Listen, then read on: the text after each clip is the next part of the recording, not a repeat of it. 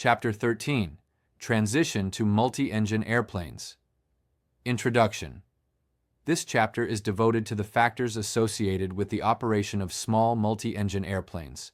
For the purpose of this handbook, a small multi-engine airplane is a reciprocating or turbo-propeller-powered airplane with a maximum certificated takeoff weight of 12,500 pounds or less.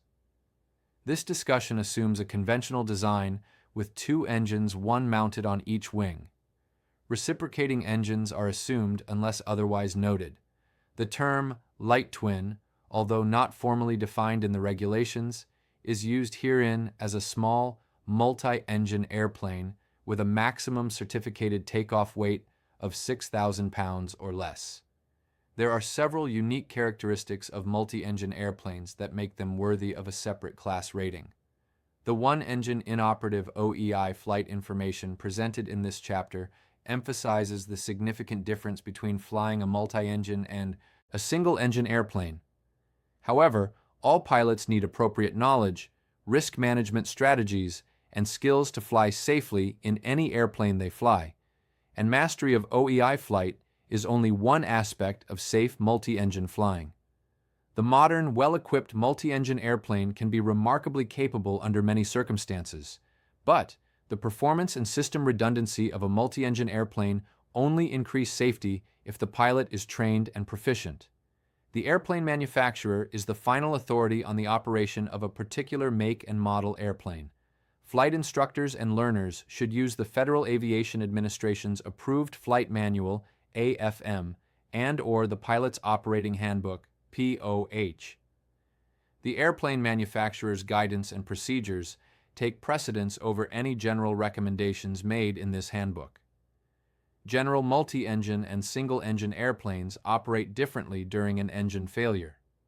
In a multi-engine airplane, loss of thrust from one engine affects both performance and control. The most obvious problem is the loss of 50% of power, which reduces climb performance 80 to 90%. In some cases, after an engine failure, the ability to climb or maintain altitude in a light twin may not exist. After an engine failure, asymmetrical thrust also creates control issues for the pilot. Attention to both these factors is crucial to safe OEI flight. Terms and definitions. Pilots of single-engine airplanes are already familiar with many performance V-speeds and their definitions. Twin-engine airplanes have several additional V-speeds unique to OEI operation. These speeds are differentiated by the notation SE for single-engine. A review of some key V-speeds and several new V-speeds unique to twin-engine airplanes are listed below. VR rotation speed at which back pressure is applied to rotate the airplane to a takeoff attitude. VLOF liftoff speed at which the airplane leaves the surface. Note, some manufacturers reference takeoff performance data to VR, others to VLOF. VX best angle of climb speed at which the airplane gains the greatest altitude for a given distance of forward travel. VXSE best angle of climb speed with OEI. VY best rate of climb speed at which the airplane gains the most altitude for a given unit of time. VYSE best rate of climb speed with OEI, marked with a blue radial line on most airspeed indicators. Above the single-engine absolute ceiling, VYSE yields the minimum rate of sink. VSSE safe, intentional OEI speed originally known as safe single-engine speed. It is the minimum speed to intentionally render the critical engine inoperative. VREF reference landing speed and airspeed used for final approach, which is normally 1.3 times VSO, the stall speed in the landing configuration. The pilot may adjust the approach speed for winds and gusty conditions by using VREF plus an additional number of units, e.g. VREF plus 5. VMC currently defined in 14 CFR, Part 23, Section 23.2135C as the calibrated airspeed at which, following the sudden critical loss of thrust, it is possible to maintain control of the airplane. VMC is typically marked with a red radial line on most airspeed indicators. VMC was previously defined in 14 CFR, Part 23, Section 23.149, as the calibrated airspeed at which, when the critical engine is suddenly made inoperative, it is possible to maintain control of the airplane with that engine still inoperative, and thereafter maintain straight flight at the same speed with an angle of bank of not more than 5 degrees. This definition still applies to airplanes certified under that regulation. There is no requirement under either determination that the airplane be capable of climbing at this airspeed. VMC only addresses directional control. Further discussion of VMC as determined during airplane certification and demonstrated in pilot training follows later in this chapter. Unless otherwise noted, when V speeds are given in the AFM-POH, they apply to sea level, standard day conditions at maximum takeoff weight. Performance speeds vary with aircraft weight, configuration, and atmospheric conditions. The speeds may be stated in statute miles per hour, mph, or knots kt, and they may be given as calibrated airspeeds, CAS, or indicated airspeeds, IAS. As a general rule, the newer AFM-POHs show V speeds in knots indicated airspeed KIAS. Some V speeds are also stated in knots calibrated airspeed KCAS to meet certain regulatory requirements. Whenever available, pilots should operate the airplane from published indicated airspeeds. Rate of climb is the altitude gain per unit of time, while climb gradient is the actual measure of altitude gain per 100 feet of horizontal travel, expressed as a percentage. An altitude gain of 1.5 feet per 100 feet of travel, or 15 feet per 1,000, or 150 feet per 10,000 is a climb gradient of 1.5%. There is a dramatic performance loss associated with the loss of an engine, particularly just after takeoff. Any airplane's climb performance is a function of thrust horsepower, which is in excess of that required for level flight. In a hypothetical twin with each engine producing 200 thrust horsepower, assume that the total level flight thrust horsepower required is 175. In this situation, the airplane would ordinarily have a reserve of 225 thrust horsepower available for climb. Loss of one engine would leave only 200 minus 175 thrust horsepower available for climb, a drastic reduction. The performance characteristics of an airplane depend upon the rules in effect during type certification and do not depend on the production year after certification. The current amendment to 14 CFR, Part 23, 81 FR 96-68-9 went into effect on December 30, 2016. This includes certification of normal category airplanes with passenger seating configuration of 19 or less and a maximum certificated takeoff weight of 19,000 pounds or less, Section 23.2005A. Current 14 CFR Part 23 certification rules. Section 23.2005B classify airplanes into certification levels 1 through 4 based on maximum passenger seating configuration. For example, a Level 2 airplane has a passenger seating configuration between 2 and 6 passengers. The rule further divides airplanes into two different performance levels based on Speed Section 23.2005C. After a critical loss of thrust, a Level 2 low-speed airplane VNO or VMO less than or equal to 250 knots calibrated airspeed and MMO less than or equal to 0.6 that does not meet single-engine crashworthiness requirements requires a climb gradient of at least 1.5% at a pressure altitude of 5,000 feet in the cruise configuration for certification section 23.2120B1.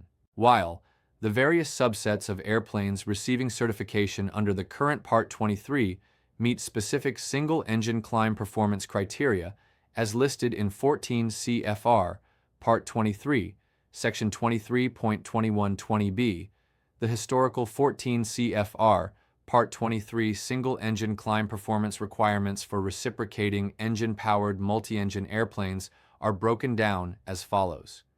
More than 6,000 pounds maximum weight and or VSO, more than 61 knots.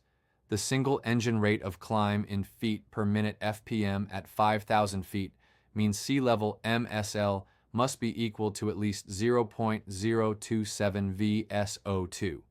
For airplanes type certificated February 4, 1991, or thereafter, the climb requirement is expressed in terms of a climb gradient, 1.5%. The climb gradient is not a direct equivalent of the 0.027 VSO2 formula. Do not confuse the date of type certification with the airplane's model year.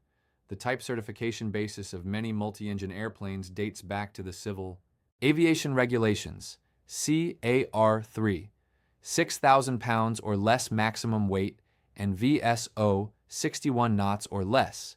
The single engine rate of climb at 5,000 feet, MSL, must simply be determined.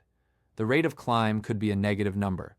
There is no requirement for a single engine positive rate of climb at 5,000 feet or any other altitude. For light twins type certificated February 4, 1991, or thereafter, the single engine climb gradient, positive or negative, is simply determined. Operation of systems. This section deals with systems and equipment that are generally installed in multi-engine airplanes. Multi-engine airplanes share many features with complex single-engine airplanes. However, there are certain features that are found more often in airplanes with 2 or more engines. Feathering propellers. Although the propellers of a multi-engine airplane may appear identical to a constant speed propeller used in many single-engine airplanes, this is usually not the case. The pilot of a typical multi-engine airplane can feather the propeller of an inoperative engine, since it stops engine rotation with the propeller blade streamlined with the airplane's relative wind. Feathering the propeller of an inoperative engine minimizes propeller drag. Depending upon single-engine performance, this feature often permits continued flight to a suitable airport following an engine failure. Feathering is important because of the change in parasite drag with propeller blade angle. When the propeller blade angle is in the feathered position, parasite drag from the propeller is at a minimum. In a typical multi-engine airplane, the parasite drag from a single feathered propeller is a small part the airplane's total drag. At the smaller blade angles near the flat pitch position, the drag added by the propeller is large. At these small blade angles, the propeller windmilling at high revolutions per minute (RPM) can create enough drag to make the airplane difficult or impossible to control. A propeller windmilling at high speed in the low range of blade angles can produce parasite drag as great as the parasite drag of the entire airframe. Figure 13.2, Feathered Propeller. As a review, the constant speed propellers on almost all single-engine airplanes are of the non-feathering oil pressure to increase pitch design. In this design, increased oil pressure from the propeller governor drives the blade angle towards high pitch, low RPM.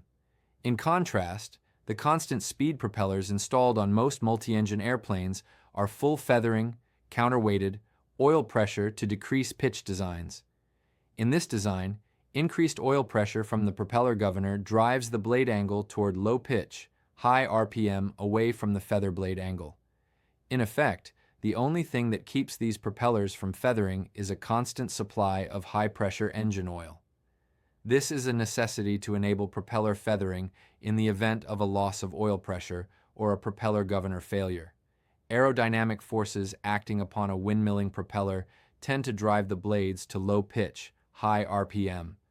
Counterweights attached to the shank of each blade tend to force the blades to high pitch, low RPM. Inertia, or the apparent force called centrifugal force acting through the counterweights, is generally slightly greater than the aerodynamic forces. Therefore, centrifugal force would drive the blades to high pitch and low RPM were it not for an additional force acting through the propeller governor. A controlling force generated from high-pressure oil from the propeller governor pushes the propeller blade angles toward low pitch and high RPM. Thus, a reduction in oil pressure allows the counterweights to drive the blades to a higher pitch and decreases engine RPM. To feather the propeller control is brought fully aft. All oil pressure is dumped from the governor, and the counterweights drive the propeller blades toward feather, as centrifugal force acting on the counterweights decays from decreasing RPM. Additional forces are needed to completely feather the blades. This additional force comes from either a spring or high-pressure air stored in the propeller dome, which forces the blades into the feathered position.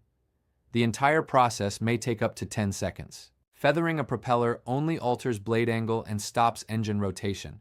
To completely secure the engine, the pilot turns off the fuel mixture, electric boost pump, and fuel selector, ignition, alternator generator, and closes the cowl flaps. If the airplane is pressurized, there may also be an air bleed to close for the failed engine. Some airplanes are equipped with firewall shutoff valves that secure several of these systems with a single switch. Completely securing a failed engine may not be necessary or even desirable depending upon the failure mode, altitude, and time available. The position of the fuel controls, ignition, and alternator generator switches of the failed engine has no effect on aircraft performance, and the pilot might manipulate the incorrect switch under conditions of haste or pressure. To unfeather a propeller, the engine should be rotated so that oil pressure can be generated to move the propeller blades from the feathered position. The ignition is turned on prior to engine rotation with the throttle at low idle and the mixture rich. With the propeller control in a high RPM position, the starter is engaged. The engine begins to windmill, start, and run as oil pressure moves the blades out of feather. As the engine starts, the propeller RPM should be immediately reduced until the engine has had several minutes to warm up. The pilot should monitor cylinder head and oil temperatures. An unfeathering accumulator is a device that permits starting a feathered engine in flight without the use of the electric starter. An accumulator is any device that stores a reserve of high pressure. On multi-engine airplanes, the unfeathering accumulator stores a small reserve of engine oil under pressure from compressed air or nitrogen. To start a feathered engine in flight, the pilot moves the propeller control out of the feather position to release the accumulator pressure. The oil flows under pressure to the propeller hub and drives the blades toward the high RPM, low pitch position, whereupon the propeller usually begins to windmill. If fuel and ignition are present, the engine starts and runs. High oil pressure from the propeller governor recharges the accumulator just moments after engine rotation begins, making it available for another UN feathering cycle, if needed. For airplanes used in training, an UN feathering accumulator may prolong the life of the electric starter and battery. If the accumulator fails to bring the propeller out of feather, the electric starter may be engaged. In any event, the AFM-POH procedures should be followed for the exact UN feathering procedure. Both feathering and starting a feathered reciprocating engine on the ground are strongly discouraged by manufacturers due to the excessive stress and vibrations generated. As just described, a loss of oil pressure from the propeller governor allows the counterweights, spring, and/or dome charge to drive the blades to feather. Logically, then, the propeller blades should feather every time an engine is shut down as oil pressure falls to zero. However, below approximately 800 RPM, a reduction in centrifugal force allows small anti-feathering lock pins in the pitch-changing mechanism of the propeller hub to move into place and block feathering. Therefore, if a propeller is to be feathered, it needs to be done before engine RPM decays below approximately 800. On one popular model of turboprop engine, the propeller blades do, in fact, feather with each shutdown. This propeller is not equipped with such centrifugally operated pins due to a unique engine design. Propeller synchronization. Many multi-engine airplanes have a propeller synchronizer prop sync installed to eliminate the annoying drumming or beat of propellers whose RPM are close but not precisely the same. To use prop sync, the propeller RPMs are coarsely matched by the pilot and the system is engaged. The prop sync adjusts the RPM of the slave engine to precisely match the RPM of the master engine and then maintains that relationship. The prop sync should be disengaged when the pilot selects a new propeller RPM and then re-engaged after the new RPM is set. The prop sync should always be off for takeoff, landing, and single engine operation.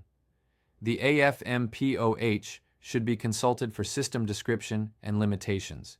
A variation on the propeller synchronizer is the propeller synchrophaser. A propeller synchrophaser acts much like a synchronizer to precisely match RPM, but the synchrophaser goes one step further. It not only matches RPM, but actually compares and adjusts the positions of the individual blades of the propellers in their arcs. There can be significant propeller noise and vibration reductions with a propeller synchrophaser.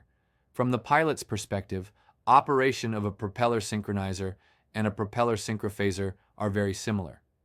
A synchrophaser is also commonly referred to as prop sync, although that is not entirely correct nomenclature from a technical standpoint. As a pilot aid to manually synchronizing the propellers, some twins have a small gauge mounted in or by the tachometers, with a propeller symbol on a disc that spins. The pilot manually fine-tunes the engine RPM so as to stop disc rotation, thereby synchronizing the propellers. This is a useful backup to synchronizing engine RPM using the audible propeller beat. This gauge is also found installed with most propeller synchronizer and synchrophase systems. Some synchrophase systems use a knob for the pilot to control the phase angle. Fuel crossfeed the opposite wing. Fuel crossfeed systems are also unique to multi-engine airplanes. Using crossfeed, an engine can draw fuel from a fuel tank located on most multi-engine airplanes. Operation in the crossfeed mode is an emergency procedure used to extend airplane range and endurance in OEI flight. There are a few models that permit crossfeed as a normal fuel balancing technique in normal operation, but these are not common. The AFM-POH describes crossfeed limitations and procedures that vary significantly among multi-engine airplanes. Checking crossfeed operation on the ground with a quick repositioning of the fuel selectors does nothing more than ensure freedom of motion of the handle. To actually check crossfeed operation, a complete, functional crossfeed system check should be accomplished. To do this, each engine should be operated from its crossfeed position during the run-up. The engines should be checked individually and allowed to run at moderate power, 1,500 RPM minimum, for at least 1 minute to ensure that fuel flow can be established from the crossfeed source. Upon completion of the check, each engine should be operated for at least 1 minute at moderate power from the main takeoff fuel tanks to reconfirm fuel flow prior to takeoff. This suggested check is not required prior to every flight. Crossfeed lines are ideal places for water and debris to accumulate unless they are used from time to time and drained using their external drains during pre-flight. Crossfeed is ordinarily not used for completing a flight with one engine inoperative when an alternate airport is nearby. Pilots should never use crossfeed during takeoff or for normal landing operations with both engines operating. A landing with one engine inoperative using crossfeed may be necessary if setting normal fuel flow would cause the operative engine to fail. Combustion heater. Combustion heaters are another common item on multi-engine airplanes not found on single-engine airplanes. A combustion heater is best described as a small furnace that burns gasoline to produce heated air for occupant comfort and windshield defogging. Most are thermostatically operated and have a separate hour meter to record time in service for maintenance purposes. Automatic over-temperature protection is provided by a thermal switch mounted on the unit that cannot be accessed in flight. This requires the pilot or mechanic to visually inspect the unit for possible heat damage in order to reset the switch. Manufacturers often suggest a cool-down period when shutting down a combustion heater. Most heater instructions recommend that outside air be permitted to circulate through the unit for at least 15 seconds in flight, or that the ventilation fan can be operated for at least 2 minutes on the ground. Failure to provide an adequate cool-down usually trips the thermal switch and renders the heater inoperative until the switch is reset. Flight Director Autopilot multi-engine airplanes are often equipped with Flight Director Autopilot FDAP systems. The system integrates pitch, roll, heading, altitude, and radio navigation signals in a computer. The outputs, called computed commands, are displayed on a Flight Command Indicator (FCI). The FCI replaces the conventional attitude indicator on the instrument panel. The FCI is occasionally referred to as a Flight Director Indicator (FDI) or as an Attitude Director Indicator (ADI). The entire Flight Director Autopilot System is called an Integrated Flight Control System (IFCS) by some manufacturers. Others may use the term Automatic Flight Control System (AFCS). The FDAP system may be employed at the following different levels: off raw data, Flight Director computed commands, autopilot. With the system off, the FCI operates as an ordinary attitude indicator. On most FCIs, the command bars are biased out of view when the FD is off. The pilot maneuvers the airplane as though the system were not installed. To maneuver the airplane using the FD, the pilot enters the desired modes of operation: heading, altitude, navigation, nav intercept, and tracking on the FDAP mode controller. The computed flight commands are then displayed to the pilot through either a single queue or dual queue system in the FCI. On a single queue system, the commands are indicated by V-bars. On a dual queue system, the commands are displayed on two separate command bars, one for pitch and one for roll.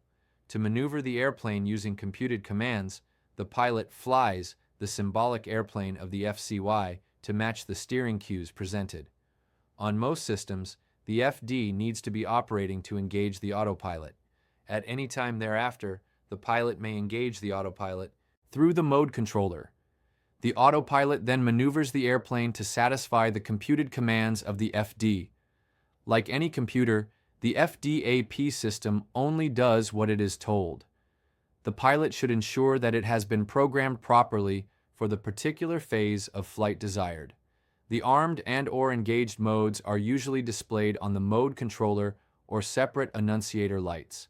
When the airplane is being hand-flown, if the FD is not being used at any particular moment, it should be off so that the command bars are pulled from view. Prior to system engagement, all FDAP computer and trim checks should be accomplished. Many newer systems cannot be engaged without the completion of a self-test. The pilot should also be familiar with various methods of disengagement, both normal and emergency. System details, including approvals and limitations, can be found in the supplements section of the AFM-POH. Additionally, many avionics manufacturers can provide informative pilot operating guides upon request. Yaw damper. The yaw damper is a servo that moves the rudder in response to inputs from a gyroscope or accelerometer that detects yaw rate or lateral Gs, respectively. The yaw damper reduces motion about the vertical axis caused by turbulence. Yaw dampers on swept-wing airplanes provide another, more vital function of damping Dutch roll characteristics. Occupants feel a smoother ride, particularly if seated in the rear of the airplane, when the yaw damper is engaged. The yaw damper should be off for takeoff and landing. There may be additional restrictions against its use with one engine inoperative. Most yaw dampers can be engaged independently of the autopilot. Alternator generator. On a multi-engine aircraft, each engine has an alternator or generator installed. Alternator or generator paralleling circuitry matches the output of each engine's alternator generator, so that the electrical system load is shared equally between them. In the event of an alternator generator failure, the inoperative unit can be isolated and the entire electrical system powered from the remaining one. Depending upon the electrical capacity of the alternator generator, the pilot may need to reduce the electrical load referred to as load shedding when operating on a single unit. The AFM-POH contains system description and limitations. Nose baggage compartment. Nose baggage compartments are common on multi-engine airplanes and are even found on a few single-engine airplanes. There is nothing strange or exotic about a nose baggage compartment, and the usual guidance concerning observation of load limits applies. Pilots occasionally neglect to secure the latches properly. When improperly secured, the door may open and the contents may be drawn out, usually into the propeller arc and just after takeoff. Even when the nose baggage compartment is empty, airplanes have been lost when the pilot became distracted by the open door. Security of the nose baggage compartment latches and locks is a vital pre-flight item. Most airplanes continue to fly with a nose baggage door open. There may be some buffeting from the disturbed airflow, and there is an increase in noise. Pilots should never become so preoccupied with an open door of any kind that they fail to fly the airplane. Inspection of the compartment interior is another important pre-flight item. More than one pilot has been surprised to find a supposedly empty compartment packed to capacity or loaded with ballast. The tow bars, engine inlet covers, windshield sunscreens, oil containers, spare chocks, and miscellaneous small hand tools that find their way into baggage compartments should be secured to prevent damage from shifting in flight. Anti-icing, de-icing equipment. Anti-icing de-icing equipment is frequently installed on multi-engine airplanes and may consist of a combination of different systems. These may be classified as either anti-icing or de-icing, depending upon function. The presence of anti-icing and de-icing equipment, even though it may appear elaborate and complete, does not necessarily mean that the airplane is approved for flight in icing conditions. The AFMPOH, placards, and even the manufacturer should be consulted for specific determination of approvals and limitations. Anti-icing equipment is provided to prevent ice from forming on certain protected surfaces. Examples of anti-icing equipment include heated pitot tubes, heated or non-icing static ports and fuel vents, propeller blades with electrothermal boots, or alcohol slingers, windshields with alcohol spray or electrical resistance heating, windshield defoggers, and heated stall warning lift detectors. On many turboprop engines, the lip surrounding the air intake is heated either electrically or with bleed air. In the absence of AFMPOH guidance to the contrary, anti-icing equipment should be actuated prior to flight into known or suspected icing conditions. De-icing equipment is generally limited to pneumatic boots on wing and tail leading edges. De-icing equipment is installed to remove ice that has already formed on protected surfaces. Upon pilot actuation, the boots inflate with air from the pneumatic pumps to break off accumulated ice.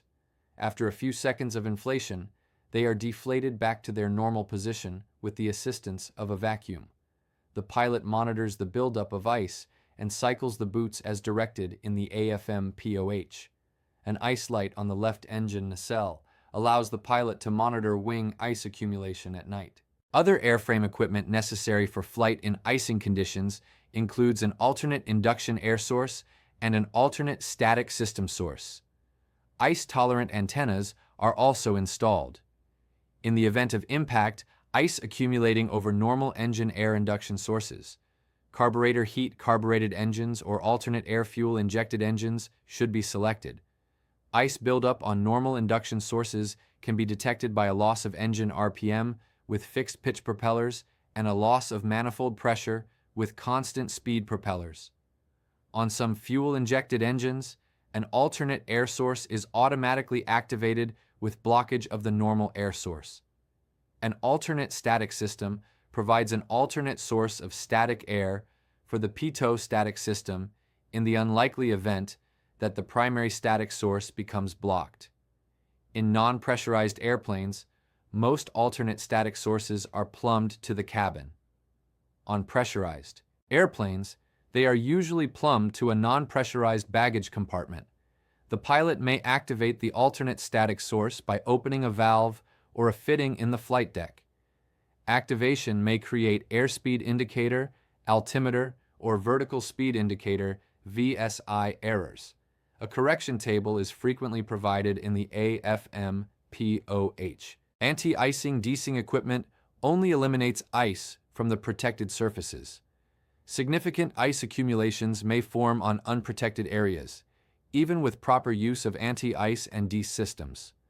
Flight at high angles of attack, AOA, or even normal climb speeds permit significant ice accumulations on lower wing surfaces which are unprotected.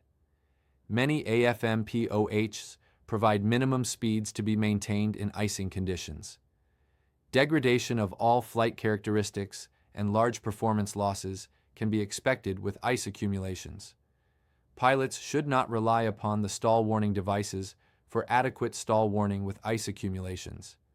Ice accumulates unevenly on the airplane. It adds weight and drag, primarily drag, and decreases thrust and lift.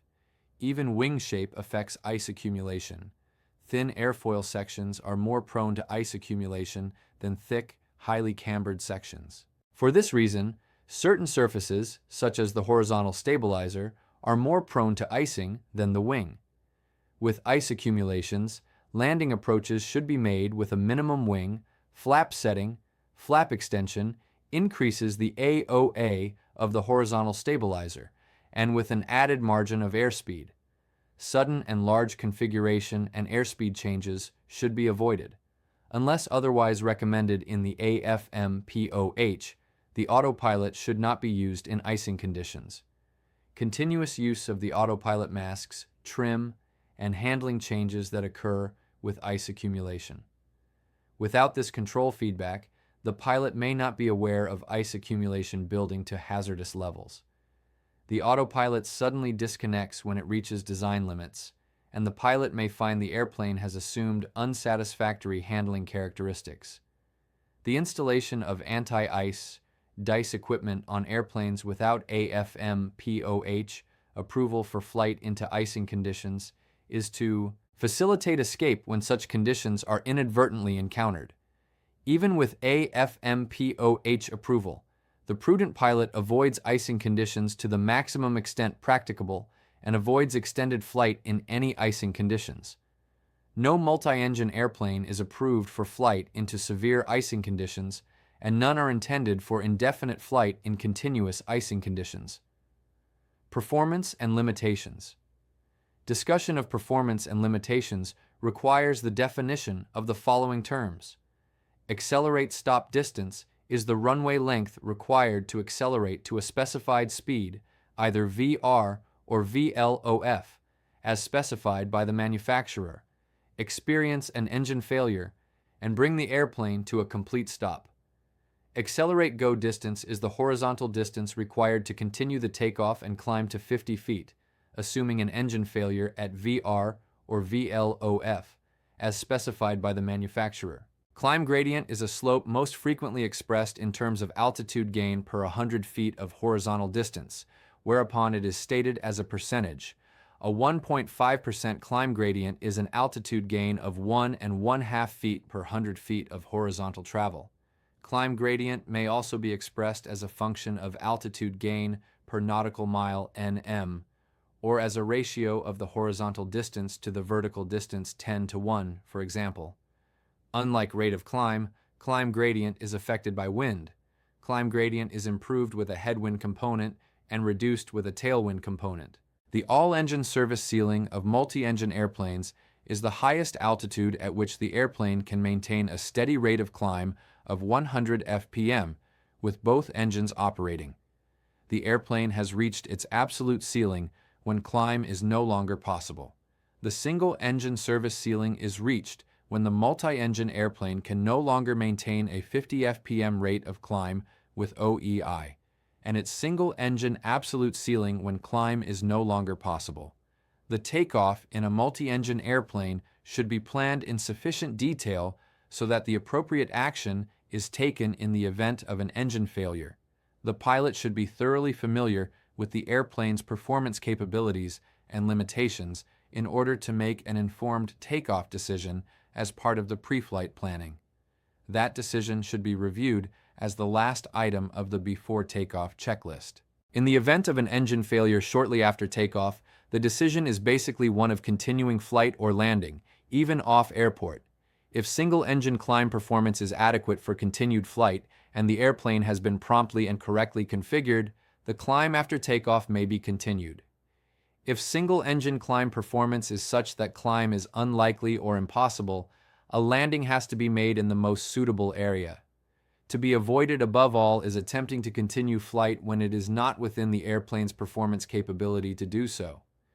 Takeoff planning factors include weight and balance, airplane performance both single and multi-engine, runway length, slope and contamination, terrain and obstacles in the area, weather conditions, and pilot proficiency.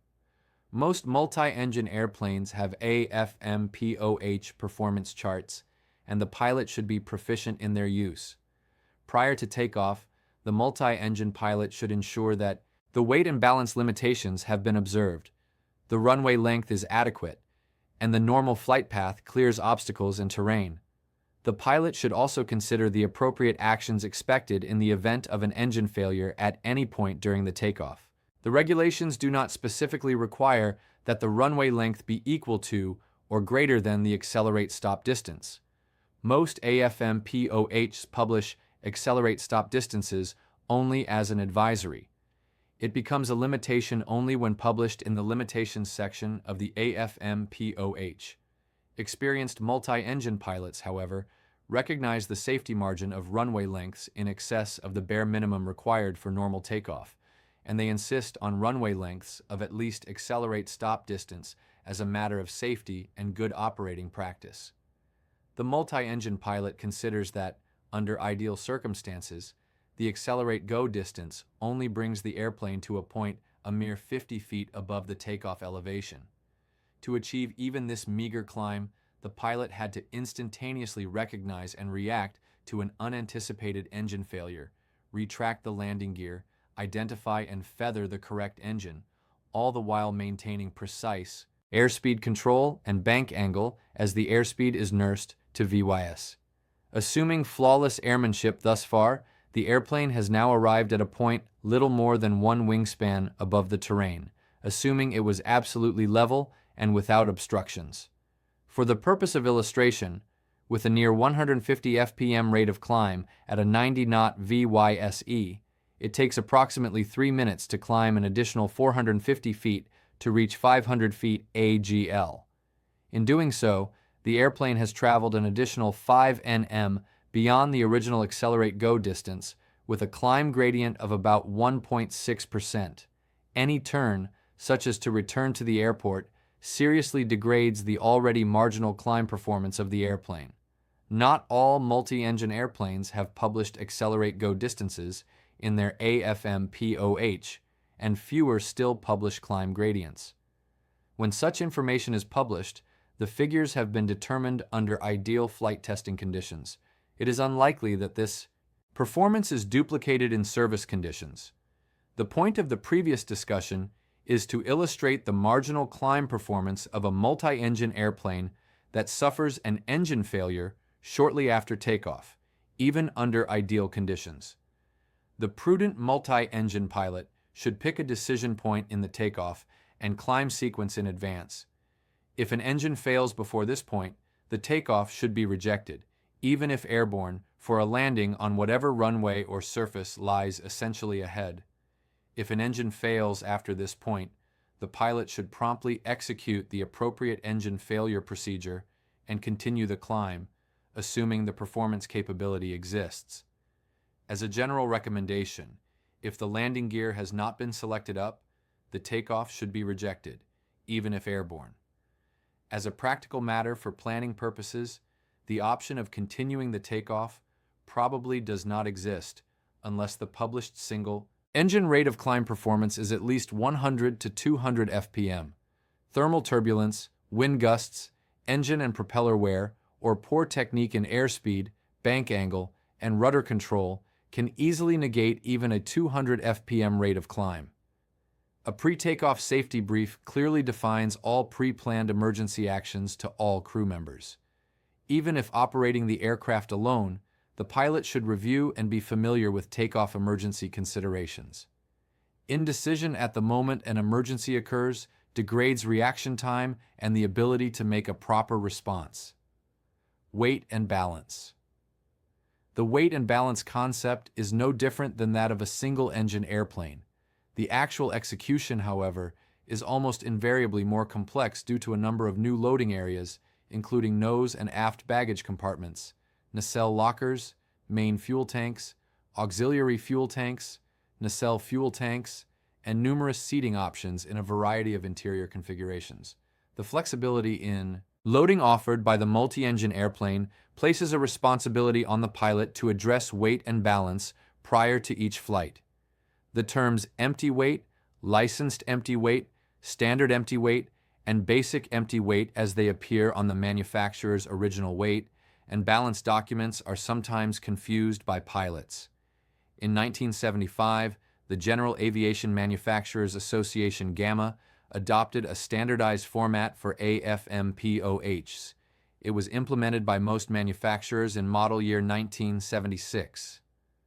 Airplanes whose manufacturers conform to the GAMA standards utilize the following terminology for weight and balance. Standard empty weight plus optional equipment equals basic empty weight. Standard empty weight is the weight of the standard airplane, full hydraulic fluid, unusable fuel, and full oil. Optional equipment includes the weight of all equipment installed beyond standard. Basic empty weight is the standard empty weight plus optional equipment. Note that basic empty weight includes no usable fuel, but full oil. Airplanes manufactured prior to the GAMA format generally utilize the following terminology for weight and balance, although the exact terms may vary somewhat. Empty weight plus unusable fuel equals standard empty weight plus optional equipment equals licensed empty weight. Empty weight is the weight of the standard airplane, full hydraulic fluid, and undrainable oil. Unusable fuel is the fuel remaining in the airplane not available to the engines. Standard empty weight is the empty weight plus unusable fuel. When optional equipment is added to the standard empty weight, the result is licensed empty weight. Licensed empty weight therefore includes the standard airplane, optional equipment, full hydraulic fluid, unusable fuel, and undrainable oil. The major difference between the two formats, GAMA and the old, is that basic empty weight includes full oil and licensed empty weight does not. Oil should always be added to any weight and balance utilizing a licensed empty weight. When the airplane is placed in service, amended weight and balance documents are prepared by appropriately rated maintenance personnel to reflect changes in installed equipment. The old weight and balance documents are customarily marked superseded and retained in the AFM-POH. Maintenance personnel are under no regulatory obligation to utilize the GAMA terminology, so weight and balance documents subsequent to the original may use a variety of terms. Pilots should use care to determine whether or not oil has to be added to the weight and balance calculations, or if it is already included in the figures provided. The multi-engine airplane is where most pilots encounter the term zero fuel weight for the first time. Not all multi-engine airplanes have a zero fuel weight limitation published in their AFM-POH, but many do. Zero fuel weight is simply the maximum allowable weight of the airplane and payload, assuming there is no usable fuel on board. The actual airplane is not devoid of fuel at the time of loading, of course. This is merely a calculation that assumes it was. If a zero fuel weight limitation is published, then all weight in excess of that figure should consist of usable fuel. The purpose of a zero fuel weight is to limit load forces on the wing spars with heavy fuselage loads. Assume a hypothetical multi-engine airplane with the following weights and capacities.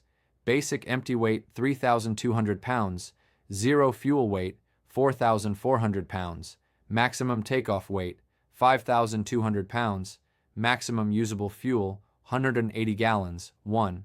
Calculate the useful load, maximum takeoff weight 5,200 pounds, basic empty weight minus 3,200 pounds, useful load 2,000 pounds. The useful load is the maximum combination of usable fuel, passengers, baggage, and cargo that the airplane is capable of carrying. 2. Calculate the payload, zero fuel weight 4,400 pounds, basic empty weight minus 3,200 pounds, payload 1,200 pounds. The payload is the maximum combination of passengers, baggage, and cargo that the airplane is capable of carrying. A zero fuel weight, if published, is the limiting weight. 3. Calculate the fuel capacity at maximum payload 1,200 pounds, maximum takeoff weight 5,200 pounds, zero fuel weight minus 4,400 pounds, fuel allowed 800 pounds. Assuming maximum payload, the only weight permitted in excess of the zero fuel weight should consist of usable fuel. In this case, 133.3 gallons. 4. Calculate the payload at maximum fuel capacity, 180 gallons. Basic empty weight, 3,200 pounds. Maximum usable fuel plus 1,080 pounds. Weight with max. Fuel 4,280 pounds. Maximum takeoff weight, 5,200 pounds. Weight with max. Fuel minus 4,280 pounds. Payload allowed 920 lbs. Assuming maximum fuel, the payload is the difference between the weight of the fueled airplane and the maximum takeoff weight.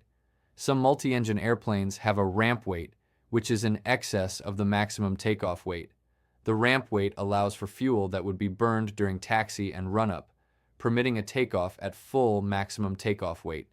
The airplane should weigh no more than maximum takeoff weight at the beginning of the takeoff roll.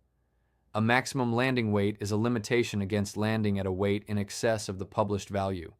This requires pre-flight planning of fuel burn to ensure that the airplane weight upon arrival at destination is at or below the maximum landing weight.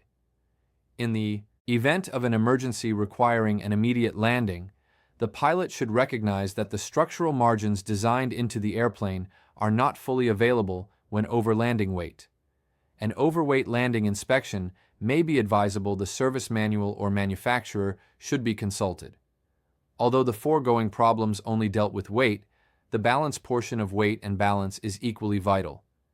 The flight characteristics of the multi-engine airplane vary significantly with shifts of the center of gravity CG within the approved envelope. At forward CG, the airplane is more stable, with a slightly higher stalling speed, a slightly slower cruising speed, and favorable stall characteristics. At aft CG, the airplane is less stable, with a slightly lower stalling speed, a slightly faster cruising speed, and less desirable stall characteristics. Forward CG limits are usually determined in certification by Elevator Stabilator Authority in the landing. Round out. Aft CG limits are determined by the minimum acceptable longitudinal stability. It is contrary to the airplane's operating limitations and 14 CFR to exceed any weight and balance parameter.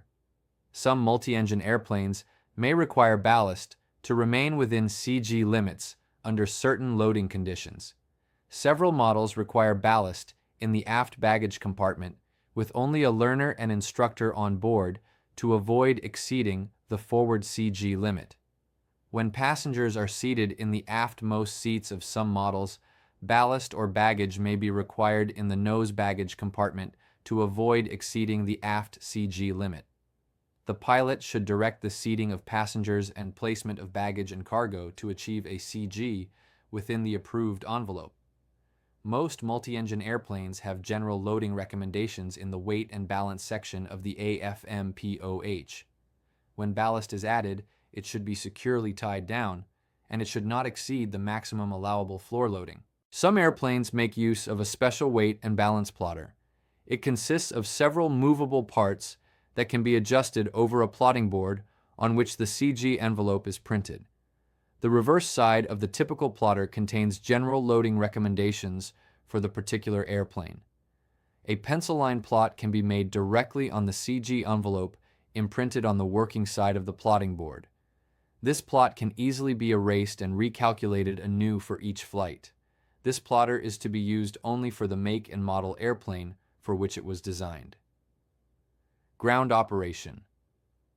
Good habits learned with single-engine airplanes are directly applicable to multi-engine airplanes for pre-flight and engine start. Upon placing the airplane in motion to taxi, the new multi-engine pilot may notice several differences. The most obvious is the increased wingspan and the need for even greater vigilance while taxiing in close quarters.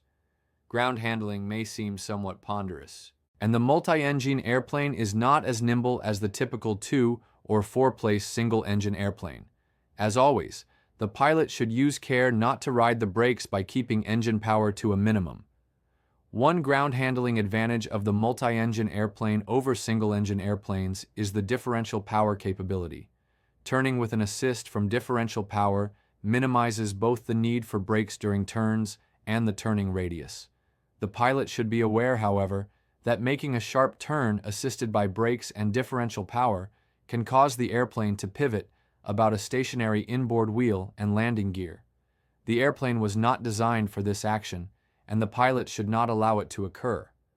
Unless otherwise directed by the AFMPOH, all ground operations should be conducted with the cowl flaps fully open. The use of strobe lights is normally deferred until taxiing onto the active runway. Normal and crosswind takeoff and climb. After completing the before takeoff checklist and pre-takeoff safety brief, and after receiving an air traffic control ATC clearance if applicable, the pilot should check for approaching aircraft and line up on the runway centerline. If departing from an airport without an operating control tower, the pilot should listen on the appropriate frequency, make a careful check for traffic, and transmit a radio advisory before entering the runway. Sharp turns onto the runway combined with a rolling takeoff are not a good operating practice and may be prohibited by the AFMPOH due to the possibility of unporting a fuel tank pickup. The takeoff itself may be prohibited by the AFMPOH under any circumstances below certain fuel levels. The flight controls should be positioned for a crosswind if present. Exterior lights, such as landing and taxi lights, and wingtip strobes should be illuminated immediately prior to initiating the takeoff roll, day or night. If holding in takeoff position for any length of time, particularly at night, the pilot should activate all exterior lights upon taxiing into position. Takeoff power should be set as recommended in the AFMPOH. With normally aspirated non-turbocharged engines, this is full throttle. Full throttle is also used in most turbocharged engines. There are some turbocharged engines, however, that require the pilot to set a specific power setting, usually just below redline manifold pressure. This yields takeoff power with less than full throttle travel. Turbocharged engines often require special consideration. Throttle motion with turbocharged engines should be exceptionally smooth and deliberate. It is acceptable, and may even be desirable, to hold the airplane in position with brakes as the throttles are advanced. Brake release customarily occurs after significant boost from the turbocharger is established. This prevents utilizing the available runway with slow partial throttle acceleration as the engine power is increased. If runway length or obstacle clearance is critical, full power should be set before brake release as specified in the performance charts. Note that for all airplanes equipped with constant speed propellers, the engines can turn at maximum RPM and can develop maximum engine power before brake release. Although the mass of air per revolution is small, the number of RPM is high and propeller thrust is maximized. Thrust is at a maximum at the beginning of the takeoff roll and then decreases as the airplane gains speed. The high slipstream velocity during takeoff increases the effective lift of the wing behind the propellers. As takeoff power is established, initial attention should be divided between tracking the runway centerline and monitoring the engine gauges. Many novice multi-engine pilots tend to fixate on the airspeed indicator just as soon as the airplane begins its takeoff roll. Instead, the pilot should confirm that both engines are developing full-rated manifold pressure and RPM, and that is the fuel flows, fuel pressures, exhaust gas temperatures, EGTs, and oil pressures are matched in their normal ranges. A directed and purposeful scan of the engine gauges can be accomplished well before the airplane approaches rotation speed. If a crosswind is present, the aileron displacement in the direction of the crosswind may be reduced as the airplane accelerates. The elevator stabilator control should be held neutral throughout. Full-rated takeoff power should be used for every takeoff. Partial power takeoffs are not recommended. There is no evidence to suggest that the life of modern reciprocating engines is prolonged by partial power takeoffs. In actuality, excessive heat and engine wear can occur with partial power as the fuel metering system fails to deliver the slightly over-rich mixture vital for engine cooling during takeoff. There are several key airspeeds to be noted during the takeoff and climb sequence in any twin. The first speed to consider is VMC. If an engine fails below VMC while the airplane is on the ground, the takeoff needs to be rejected. Directional control can only be maintained by promptly closing both throttles and using rudder and brakes as required. If an engine fails below VMC while airborne, directional control is not possible with the remaining engine-producing takeoff power. On takeoffs, therefore, the airplane should never be airborne before the airspeed exceeds VMC. Pilots should use the manufacturer's recommended rotation speed VR or liftoff speed VLOF. If no such speeds are published, a minimum of VMC plus 5 knots should be used for VR. The rotation to a takeoff pitch attitude is performed with smooth control inputs. With a crosswind, the pilot should ensure that the landing gear does not momentarily touch the runway after the airplane has lifted off, as a side drift is present. The rotation may be accomplished more positively and/or at a higher speed under these conditions. However, the pilot should keep in mind that the AFM-POH performance figures for accelerate stop distance, takeoff ground roll, and distance to clear an obstacle were calculated at the recommended VR and/or VLOF speed. After liftoff, the next consideration is to gain altitude as rapidly as possible. To assist the pilot in takeoff and initial climb profile, some AFM-POHs give a 50-foot or 50-foot barrier speed to use as a target during rotation, liftoff, and acceleration to VY. Prior to takeoff, pilots should review the takeoff distance to 50 feet above ground level AGL and the stopping distance from 50 feet AGL and add the distance together. If the runway is no longer than the total value, the odds are very good that if anything fails, it will be an off-runway landing at the least. After leaving the ground, altitude gain is more important than achieving an excess of airspeed. Experience has shown that excessive speed cannot be effectively converted into altitude in the event of an engine failure. Additional altitude increases the time available to recognize and respond to any aircraft abnormality or emergency during the climb segment. Excessive climb attitudes can be just as dangerous as excessive airspeed. Steep climb attitudes limit forward visibility and impede the pilot's ability to detect and avoid other traffic. The airplane should be allowed to accelerate in a shallow climb to attain VY, the best all-engine rate of climb speed. VY should then be maintained until achieving a safe single-engine maneuvering altitude, which considers terrain and obstructions. Any speed above or below VY reduces the performance of the airplane. Even with all engines operating normally, terrain and obstruction clearance during the initial climb after takeoff is an important pre-flight consideration. Most airliners and most turbine-powered airplanes climb out at an attitude that yields best rate of climb, VY, usually utilizing a flight management system, FMS. When to raise the landing gear after takeoff depends on several factors. Normally, the gear should be retracted when there is insufficient runway available for landing, and after a positive rate of climb is established as indicated on the altimeter. If an excessive amount of runway is available, it would not be prudent to leave the landing gear down for an extended period of time and sacrifice climb performance and acceleration. Leaving the gear extended after the point at which a landing cannot be accomplished on the runway is a hazard. In some multi-engine airplanes, operating in a high-density altitude environment, a positive rate of climb with the landing gear down is not possible. Waiting for a positive rate of climb under these conditions is not practicable. An important point to remember is that raising the landing gear as early as possible after liftoff drastically decreases the drag profile and significantly increases climb performance should an engine failure occur. An equally important point to remember is that leaving the gear down to land on sufficient runway or overrun is a much better option than landing with the gear retracted. A general recommendation is to raise the landing gear not later than VYS airspeed, and once the gear is up, consider it a go commitment if climb performance is available. Some AFM-POHs direct the pilot to apply the wheel brakes momentarily after liftoff to stop wheel rotation prior to landing gear retraction. If flaps were extended for takeoff, they should be retracted as recommended in the AFM-POH. Once a safe, single-engine maneuvering altitude has been reached, typically a minimum of 400–500 feet AGL, the transition to an en route climb speed should be made.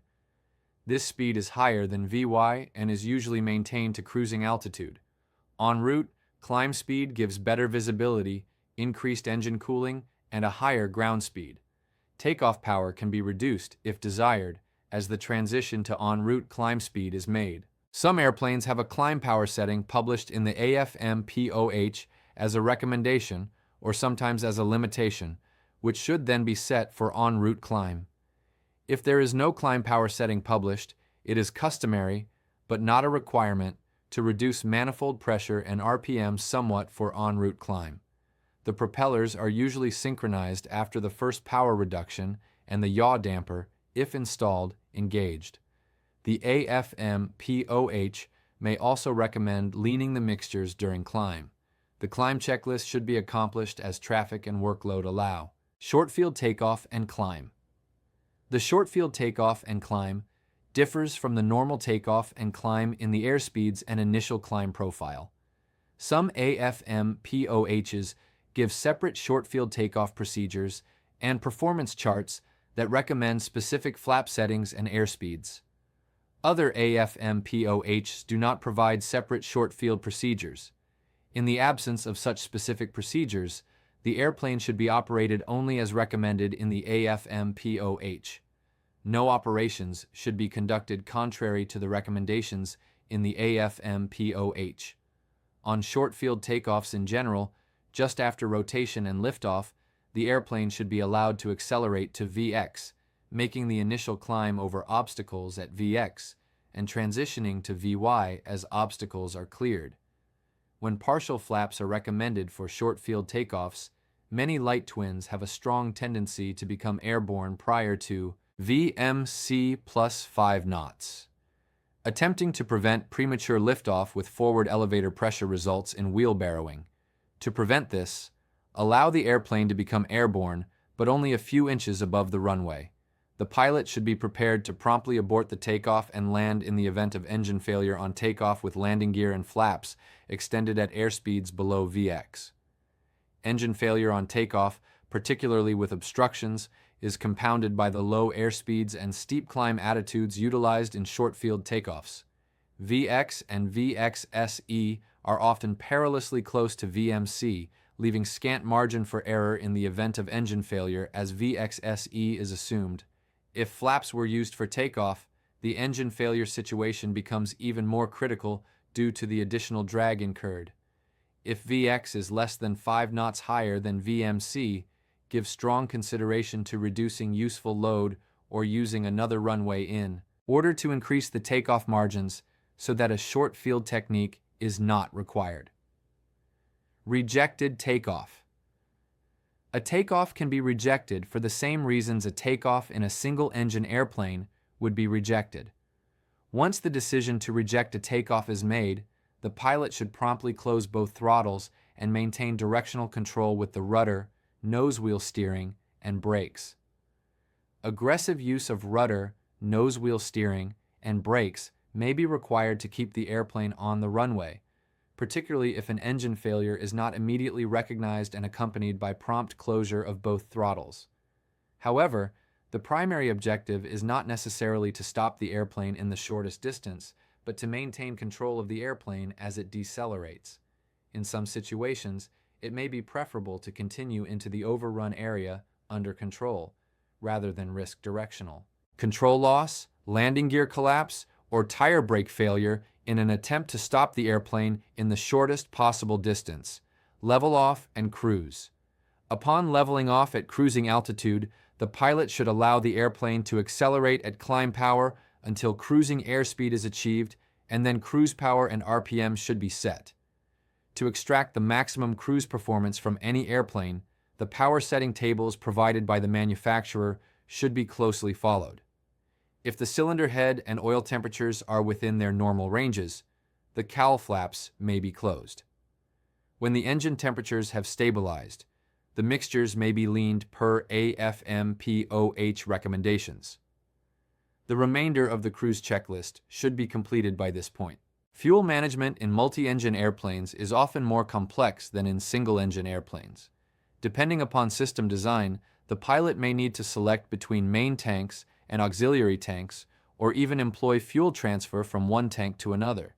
In complex fuel systems, limitations are often found restricting the use of some tanks to level flight only, or requiring a reserve of fuel in the main tanks for descent and landing. Electric fuel pump operation can also vary widely among different models, particularly during tank switching or fuel transfer. Some fuel pumps are to be on for takeoff and landing, others are to be off. There is simply no substitute for thorough systems and AFMPOH knowledge when operating complex aircraft. Slow flight. There is nothing unusual about maneuvering during slow flight in a multi-engine airplane. Slow flight may be conducted in straight and level flight, turns, climbs, or descents.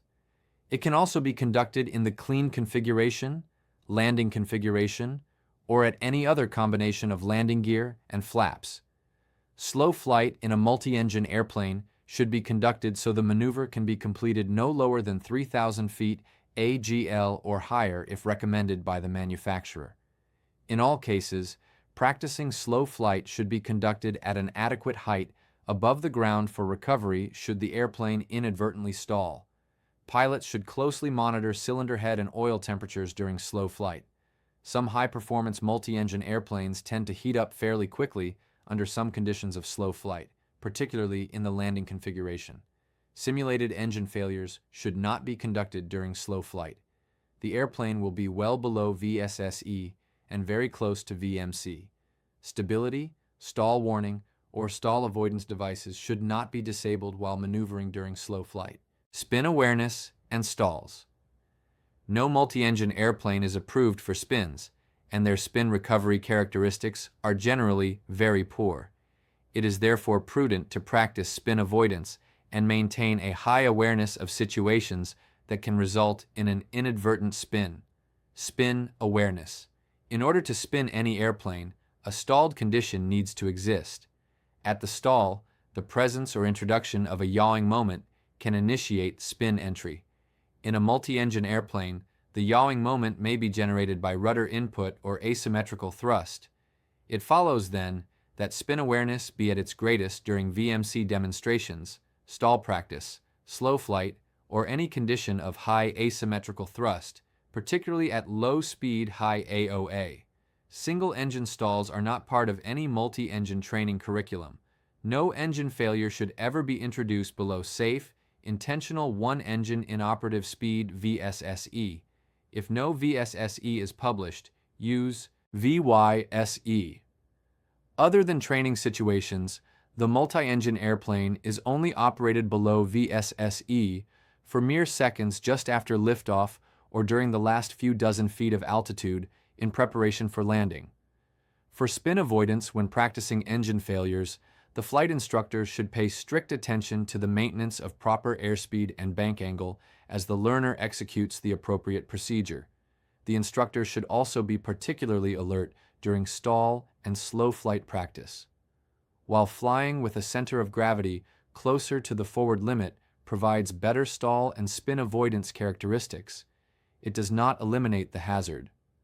When performing a VMC demonstration, the instructor should also be alert for any sign of an impending stall.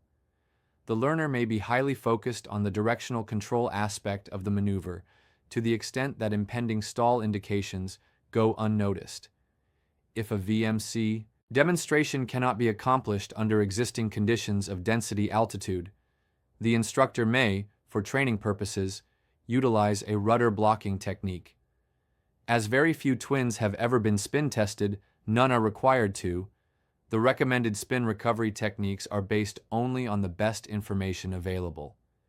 The departure from controlled flight may be quite abrupt and possibly disorienting.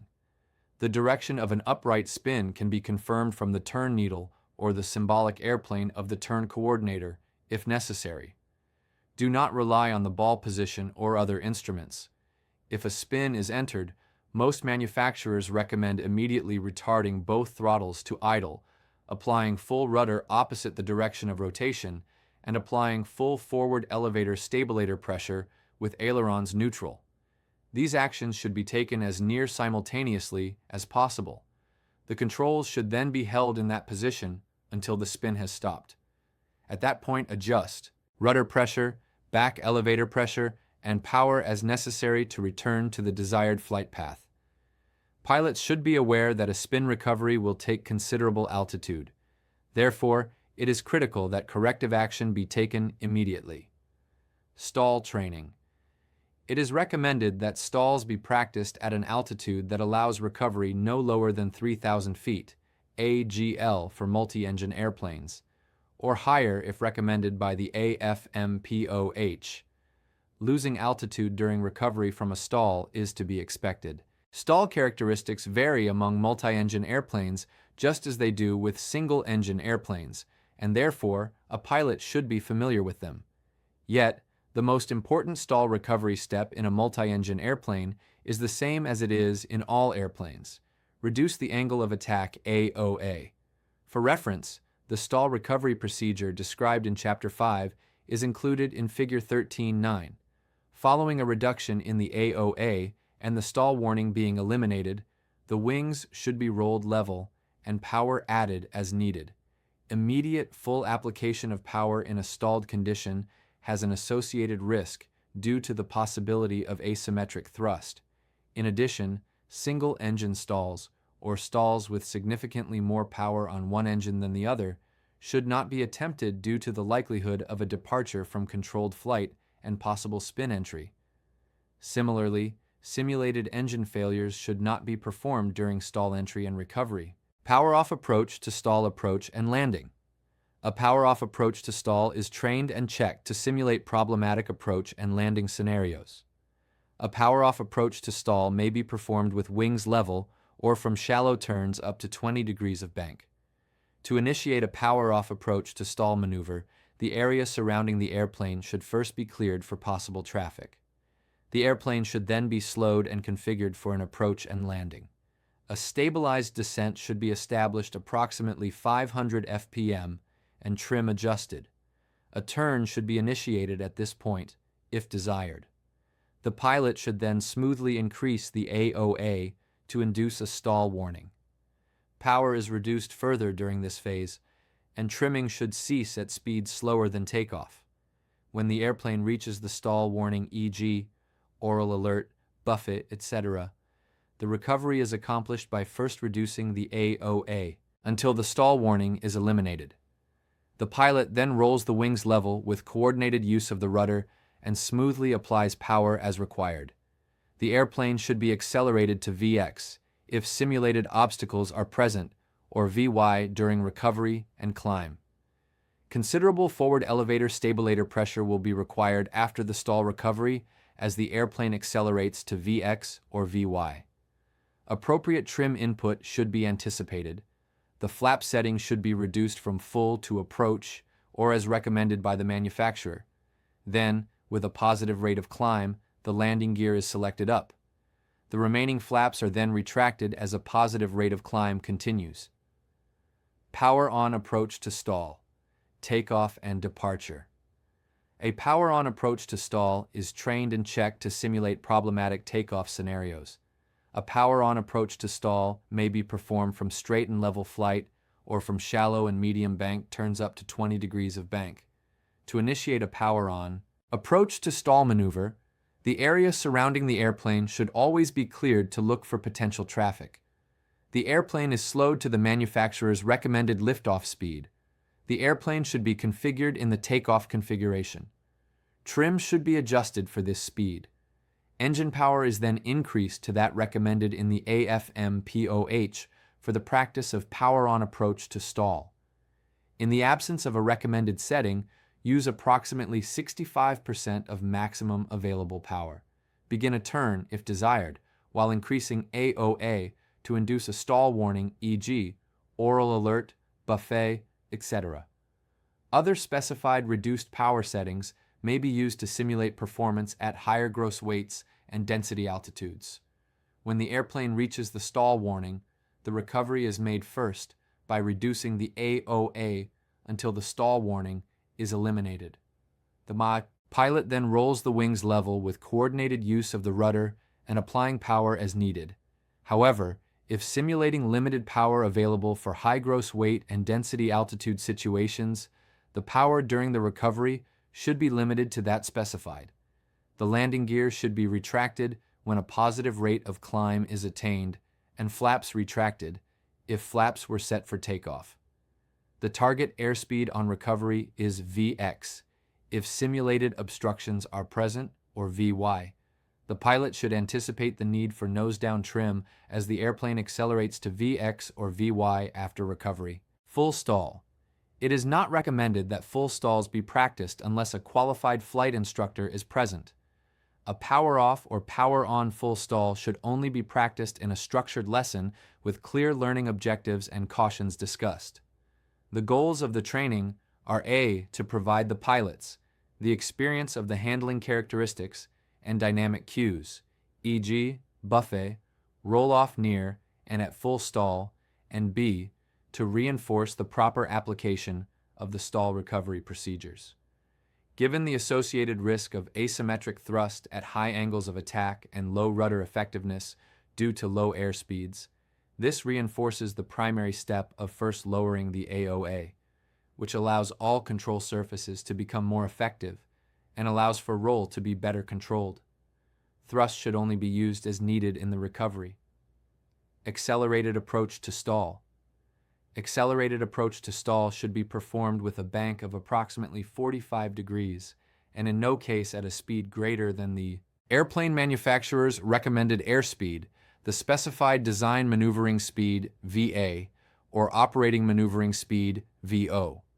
The pilot should select an entry altitude that will allow completion of the maneuver no lower than 3,000 feet AGL. The entry method for the maneuver is no different than for a single-engine airplane. Once at an appropriate speed, begin increasing the back pressure on the elevator while maintaining a coordinated 45 degrees turn. A good speed reduction rate is approximately 3 to 5 knots per second. Once a stall warning occurs, recover promptly by reducing the AOA until the stall warning stops. Then, roll the wings level with coordinated rudder and add power as necessary to return to the desired flight path. Normal approach and landing. Given the higher cruising speed and frequently altitude of multi-engine airplanes over most single-engine airplanes, the descent needs to be planned in advance. A hurried, last-minute descent with power at or near idle is inefficient and can cause excessive engine cooling. It may also lead to passenger discomfort, particularly if the airplane is unpressurized. As a rule of thumb, if terrain and passenger conditions permit, a maximum of a 500 FPM rate of descent should be planned. Pressurized airplanes can plan for higher descent rates, if desired. In a descent, some airplanes require a minimum EGT or may have a minimum power setting or cylinder head temperature to maintain. In any case, combinations of very low manifold pressure and high RPM settings are strongly discouraged by engine manufacturers. If higher descent rates are necessary, the pilot should consider extending partial flaps or lowering the landing gear before retarding the power excessively. The descent checklist should be initiated upon leaving cruising altitude and completed before arrival in the terminal area.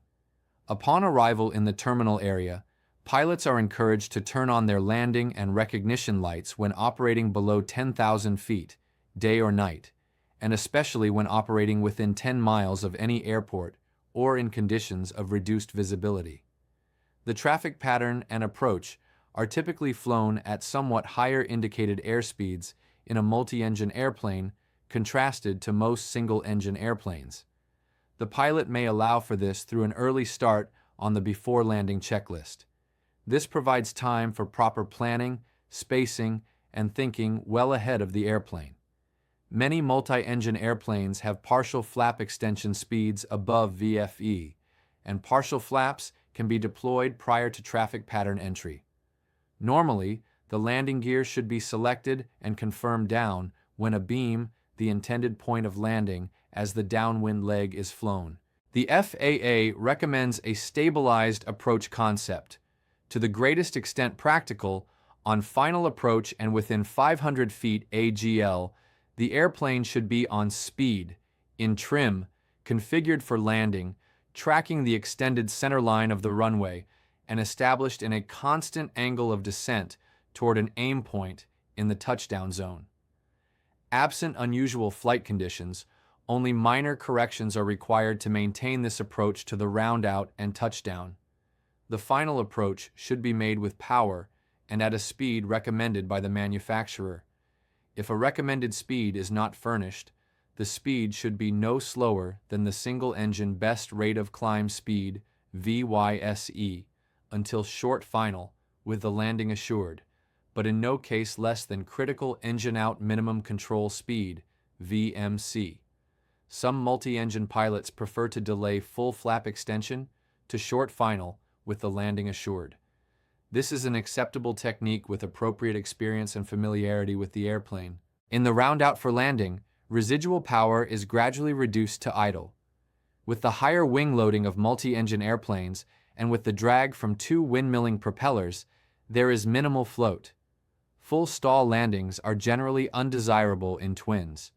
The airplane should be held off, as with a high-performance single-engine model, allowing touchdown of the main wheels prior to a full stall.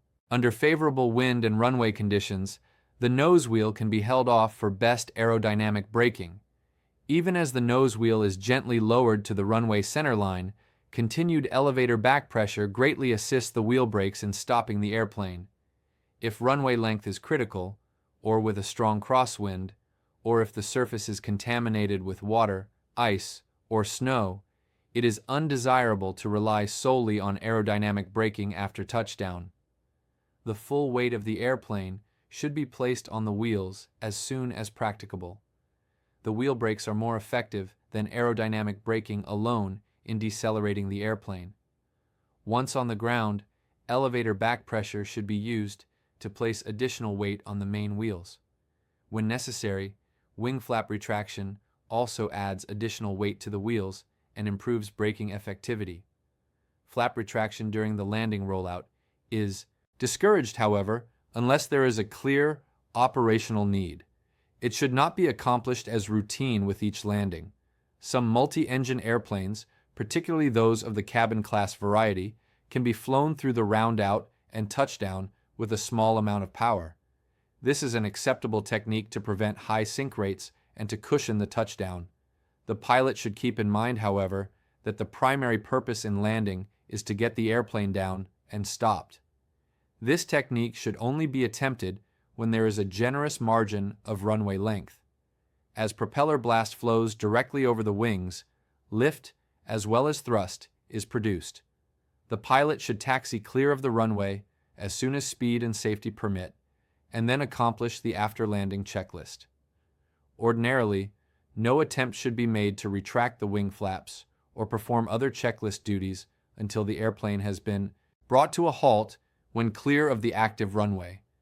Exceptions to this would be the rare operational needs discussed above, to relieve the weight from the wings and place it on the wheels. In these cases, AFMPOH guidance should be followed. The pilot should not indiscriminately reach out for any switch or control on landing rollout. An inadvertent landing gear retraction while meaning to retract the wing flaps may result. Crosswind approach and landing. The multi-engine airplane is often easier to land in a crosswind than a single-engine airplane due to its higher approach and landing speed. In any event, the principles are no different between singles and twins. Prior to touchdown, the longitudinal axis should be aligned with the runway centerline to avoid landing gear sideloads. The two primary methods, crab and wing low, are typically used in conjunction with each other. As soon as the airplane rolls out onto final approach, the crab angle to track the extended runway centerline is established. This is coordinated flight with adjustments to heading to compensate for wind drift, either left or right. Prior to touchdown, the transition to a side slip is made with the upwind wing lowered and opposite rudder applied to prevent a turn. The airplane touches down on the landing gear of the upwind wing first, followed by that of the downwind wing, and then the nose gear. Follow through with the flight controls involves an increasing application of aileron into the wind until full control deflection is reached. The point at which the transition from the crab to the side slip is made is dependent upon pilot familiarity with the airplane and experience. With high skill and experience levels, the transition can be made during the roundout just before touchdown. With lesser skill and experience levels, the transition is made at increasing distances from the runway. Some multi-engine airplanes, as some single-engine airplanes, have AFM/POH limitations against slips in excess of a certain time period, 30 seconds, for example. This is to prevent engine power loss from fuel starvation, as the fuel in the tank of the lowered wing flows toward the wingtip, away from the fuel pickup point. This time limit should be observed if the wing-low method is utilized. Some multi-engine pilots prefer to use differential power to assist in crosswind landings. The asymmetrical thrust produces a yawing moment little different from that produced by the rudder. When the upwind wing is lowered, power on the upwind engine is increased to prevent the airplane from turning. This alternate technique is completely acceptable, but most pilots feel they can react to changing wind conditions quicker with rudder and aileron than throttle movement. This is especially true with turbocharged engines, where the throttle response may lag momentarily. The differential power technique should be practiced with an instructor before being attempted alone. Short field approach and landing. The primary elements of a short field approach and landing do not differ significantly from a normal approach and landing. Many manufacturers do not publish short field landing techniques or performance charts in the AFM/POH. In the absence of specific short field approach and landing procedures, the airplane should be operated as recommended in the AFM/POH. No operations should be conducted contrary to the AFM/POH recommendations. The emphasis in a short field approach is on configuration full flaps, a stabilized approach with a constant angle of descent, and precise airspeed control. As part of a short field approach and landing procedure, some AFM/POHs recommend a slightly slower than normal approach airspeed. If no such slower speed is published, use the AFM/POH recommended normal approach speed. Full flaps are used to provide the steepest approach angle. If obstacles are present, the approach should be planned so that no drastic power reductions are required after they are cleared. The power should be smoothly reduced to idle in the roundout prior to touchdown. Pilots should keep in mind that the propeller blast blows over the wings, providing some lift in addition to thrust. Reducing power significantly just after obstacle clearance usually results in a sudden, high sink rate that may lead to a hard landing. After the short field touchdown, maximum stopping effort is achieved by retracting the wing flaps, adding back pressure to the elevator stabilator, and applying heavy braking. However, if the runway length permits, the wing flaps should be left in the extended position until the airplane has been stopped clear of the runway. There is always a significant risk of retracting the landing gear instead of the wing flaps when flap retraction is attempted on the landing rollout. Landing conditions that involve a short field, high winds, or strong crosswinds are just about the only situations where flap retraction on the landing rollout should be considered. When there is an operational need to retract the flaps just after touchdown, it needs to be done deliberately with the flap handle positively identified before it is moved. Go around. When the decision to go around is made, the throttles should be advanced to takeoff power and pitch adjusted to arrest the sink rate. With adequate airspeed, the airplane should be placed in a climb pitch attitude. These actions, which are accomplished sequentially, arrest the sink rate and place the airplane in the proper attitude for transition to a climb. The initial target airspeed is Vy or Vx if obstructions are present. With sufficient airspeed, the flaps should be retracted from full to an intermediate position and the landing gear retracted when there is a positive rate of climb and no chance of runway contact. The remaining flaps should then be retracted. If the go-around was initiated due to conflicting traffic on the ground or aloft, the pilot should consider maneuvering to the side to keep the conflicting traffic in sight. This may involve a slight turn to offset from the runway landing area. If the airplane was in trim for the landing approach when the go-around was commenced, it soon requires a great deal of forward elevator stabilator pressure as the airplane accelerates away in a climb. The pilot should apply appropriate forward pressure to maintain the desired pitch attitude. Trim should be commenced immediately. The balked landing checklist should be reviewed as workload permits. Flaps should be retracted before the landing gear for 2 reasons. First, on most airplanes, full flaps produce more drag than the extended landing gear. Secondly, the airplane tends to settle somewhat with flap retraction, and the landing gear should be down in the event of an inadvertent, momentary touchdown. Many multi-engine airplanes have a landing gear retraction speed significantly less than the extension speed. Care should be exercised during the go-around not to exceed the retraction speed.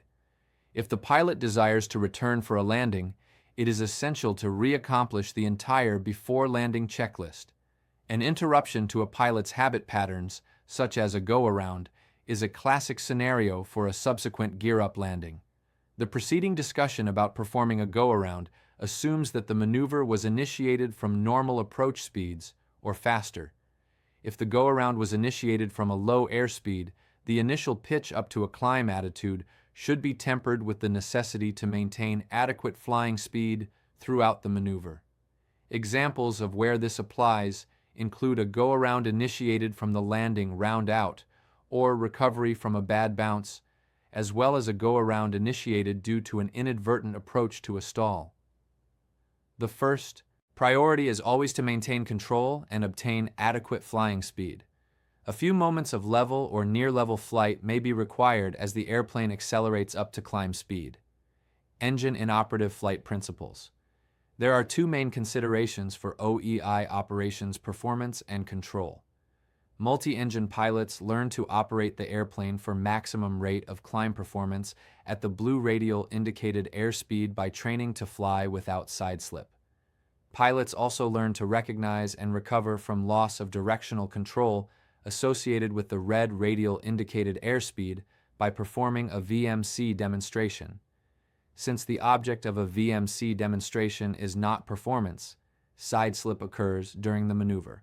Detailed discussion on both the loss of directional control and maximum OEI climb performance follows. Derivation of VMC. VMC is a speed established by the manufacturer, published in the AFM-POH, and marked on most airspeed indicators with a red radial line. A knowledgeable and competent multi-engine pilot understands that VMC is not a fixed airspeed under all conditions.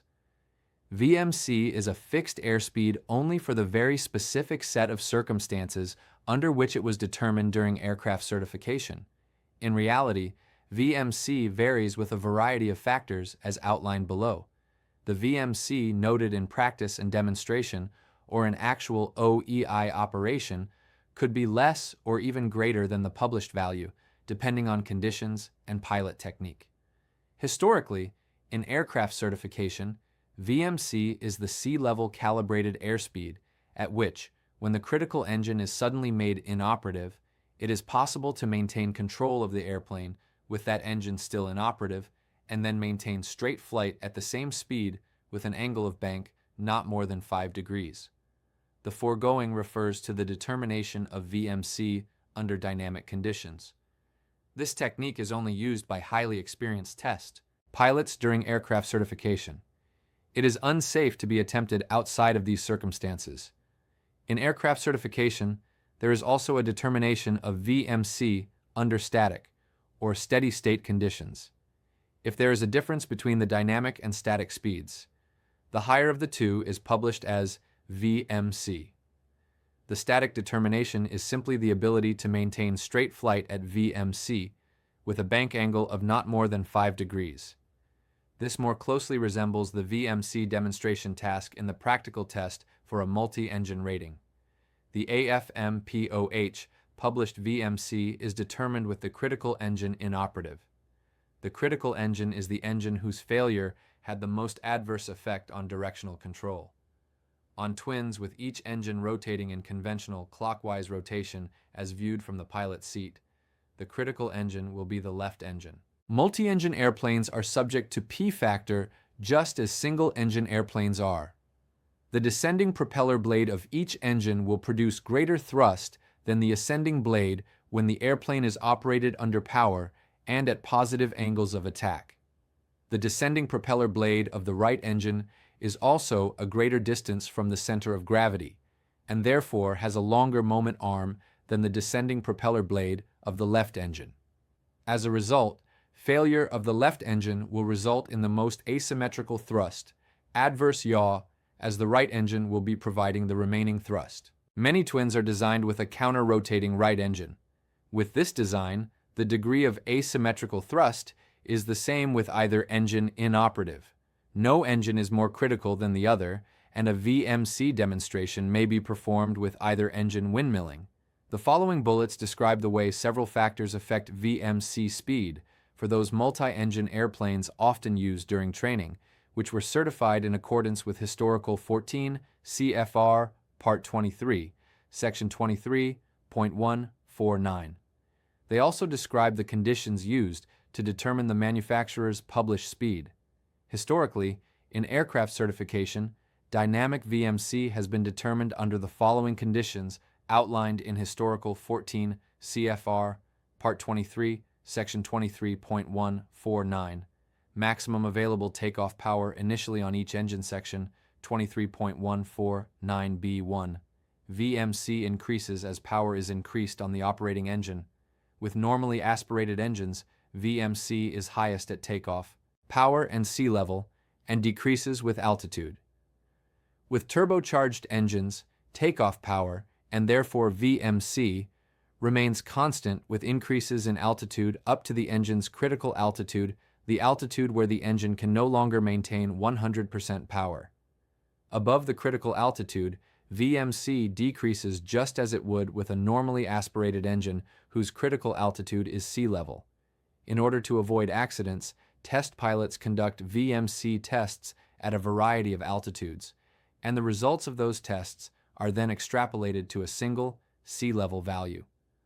All propeller controls in the recommended takeoff position throughout VMC determination section 23.149B5. VMC increases with increased drag on the inoperative engine. VMC is highest, therefore, when the critical engine propeller is windmilling at the low pitch, high RPM blade angle. VMC is normally determined with the critical engine propeller windmilling in the takeoff position unless the engine is equipped with an auto-feather system. Most unfavorable weight and center of gravity position section 23.149B. VMC increases as the center of gravity CG is moved aft. The moment arm of the rudder is reduced, and therefore its effectivity is reduced as the CG is moved aft. For a typical light twin, the aftmost CG limit is the most unfavorable CG position. Historically, 14 CFR Part 23 calls for VMC to be determined at the most unfavorable weight. For twins certificated under CAR 3 or early 14 CFR Part 23, the weight at which VMC was determined was not specified. VMC increases as weight is reduced. Landing gear retracted section 23.149B4. VMC increases when the landing gear is retracted. Extended landing gear aids directional stability, which tends to decrease VMC. Flaps in the takeoff position section 23.149B3. This normally includes wing flaps and cowl flaps. For most twins, this will be 0 degrees of flaps. Airplane trimmed for takeoff section 23.149B2. Airplane airborne and the ground effect negligible section 23.149B. Maximum of 5 degrees angle of bank section 23.149A. VMC is highly sensitive to bank angle. To prevent claims of an unrealistically low VMC speed in aircraft certification, the manufacturer is permitted to use a maximum of a 5 degrees bank angle toward the operative engine. The horizontal component of lift generated by the bank balances the side force from the rudder rather than using side slip to do so. Sideslip requires more rudder deflection, which in turn increases VMC. The bank angle works in the manufacturer's favor in lowering VMC since using high bank angles reduces required rudder deflection. However, this method may result in unsafe flight from both the large sideslip and the need to increase the angle of attack in order to maintain the vertical component of lift. VMC increases as bank angle decreases. In fact, VMC may increase more than 3 knots for each degree of bank reduction between 5 degrees and wings level. Since VMC was determined with up to 5 degrees of bank, loss of directional control may be experienced at speeds almost 20 knots above published VMC when the wings are held level. The 5 degrees bank angle maximum is a historical limit imposed upon manufacturers in aircraft certification. The 5 degrees bank does not inherently establish zero sideslip or best single-engine climb performance. Zero sideslip, and therefore best single-engine climb performance, may occur at bank angles less than 5 degrees. The determination of VMC in certification is solely concerned with the minimum speed for directional control under a very specific set of circumstances, and not the optimum airplane attitude or configuration for climb performance. During dynamic VMC determination in aircraft certification, cuts of the critical engine using the mixture control are performed by flight test pilots while gradually reducing the speed with each attempt. VMC is the minimum speed at which directional control could be maintained within 20 degrees of the original entry heading when a cut of the critical engine was made. During such tests, the climb angle with both engines operating was high, and the pitch attitude following the engine cut had to be quickly lowered to regain the initial speed. Transitioning pilots should understand that attempting to demonstrate VMC with an engine cut from high power, or intentionally failing an engine at speeds less than VSSE, creates a high likelihood for loss of control and an accident. VMC demo. The actual demonstration of VMC and recovery and flight training more closely resembles static VMC determination in aircraft certification. For a demonstration that avoids the hazard of unintended contact with the ground, the pilot selects an altitude that will allow performance of the maneuver at least 3,000 feet, AGL. The following description assumes a twin with non-counter-rotating engines, where the left engine is critical. With the landing gear retracted and the flaps set to the takeoff position, the pilot slows the airplane to approximately 10 knots above VSSE or VYSE, whichever is higher, and trims for takeoff. For the remainder of the maneuver, the trim setting remains unaltered. The pilot selects an entry heading and sets high RPM on both propeller controls. Power on the left engine is throttled back to idle as the right engine power is advanced to the takeoff setting. The landing gear warning horn will sound as long as a throttle is retarded. However, the pilot listens carefully for the stall warning horn or watches for the stall warning light. The left yawing and rolling moment of the asymmetrical thrust is counteracted primarily with right rudder. A bank angle of up to 5 degrees, a right bank in this case, may be established as appropriate for the airplane make and model. While maintaining entry heading, the pitch attitude is slowly increased to decelerate at a rate of 1 knot per second, no faster. As the airplane slows and control effectivity decays, the pilot counteracts the increasing yawing tendency with additional rudder pressure. Aileron displacement will also increase in order to maintain the established bank. An airspeed is soon reached where full right rudder travel and up to a 5 degrees right bank can no longer counteract the asymmetrical thrust, and the airplane will begin to yaw uncontrollably to the left. The moment the pilot first recognizes the uncontrollable yaw or experiences any symptom associated with a stall, the pilot simultaneously retards the throttle for the operating engine to stop the yaw and lowers the pitch attitude to regain speed. Recovery is made to straight flight on the entry heading at VSSE or VYSE. The pilot increases power to the operating engine and demonstrates controlled flight before restoring symmetrical power. To keep the foregoing description simple, there were several important background details that were not covered. The rudder pressure during the demonstration can be quite high. During certification under Historical 14 CFR Part 23, Section 23.149E, 150 pounds of force was permitted. Most twins will run out of rudder travel long before 150 pounds of pressure is required. Still, the rudder pressure used during any VMC demonstration may seem considerable. Maintaining altitude is not a criterion in accomplishing this maneuver. This is a demonstration of controllability, not performance. Many airplanes will lose or gain altitude during the demonstration. Remaining at or above a minimum of 3,000 feet AGL throughout the maneuver is considered to be effective risk mitigation of certain hazards. VMC demo stall avoidance. As discussed earlier, with normally aspirated engines, VMC decreases with altitude. Stalling speed VS, however, remains the same. Except for a few models, published VMC is almost always higher than VS. At sea level, there is usually a margin of several knots between VMC and VS, but the margin decreases with altitude, and at some altitude, VMC and VS are the same. Should a stall occur while the airplane is under asymmetrical power, a spin entry is likely. The yawing moment induced from asymmetrical thrust is little different from that induced by full rudder in an intentional spin in the appropriate model of single-engine airplane. In this case, however, the airplane will depart controlled flight in the direction of the idle engine, not in the direction of applied rudder. Twins are not required to demonstrate recoveries from spins, and their spin recovery characteristics are generally very poor. Where VS is encountered before VMC, the departure from controlled flight might be quite sudden, with strong yawing and rolling tendencies to the inverted orientation and a spin entry.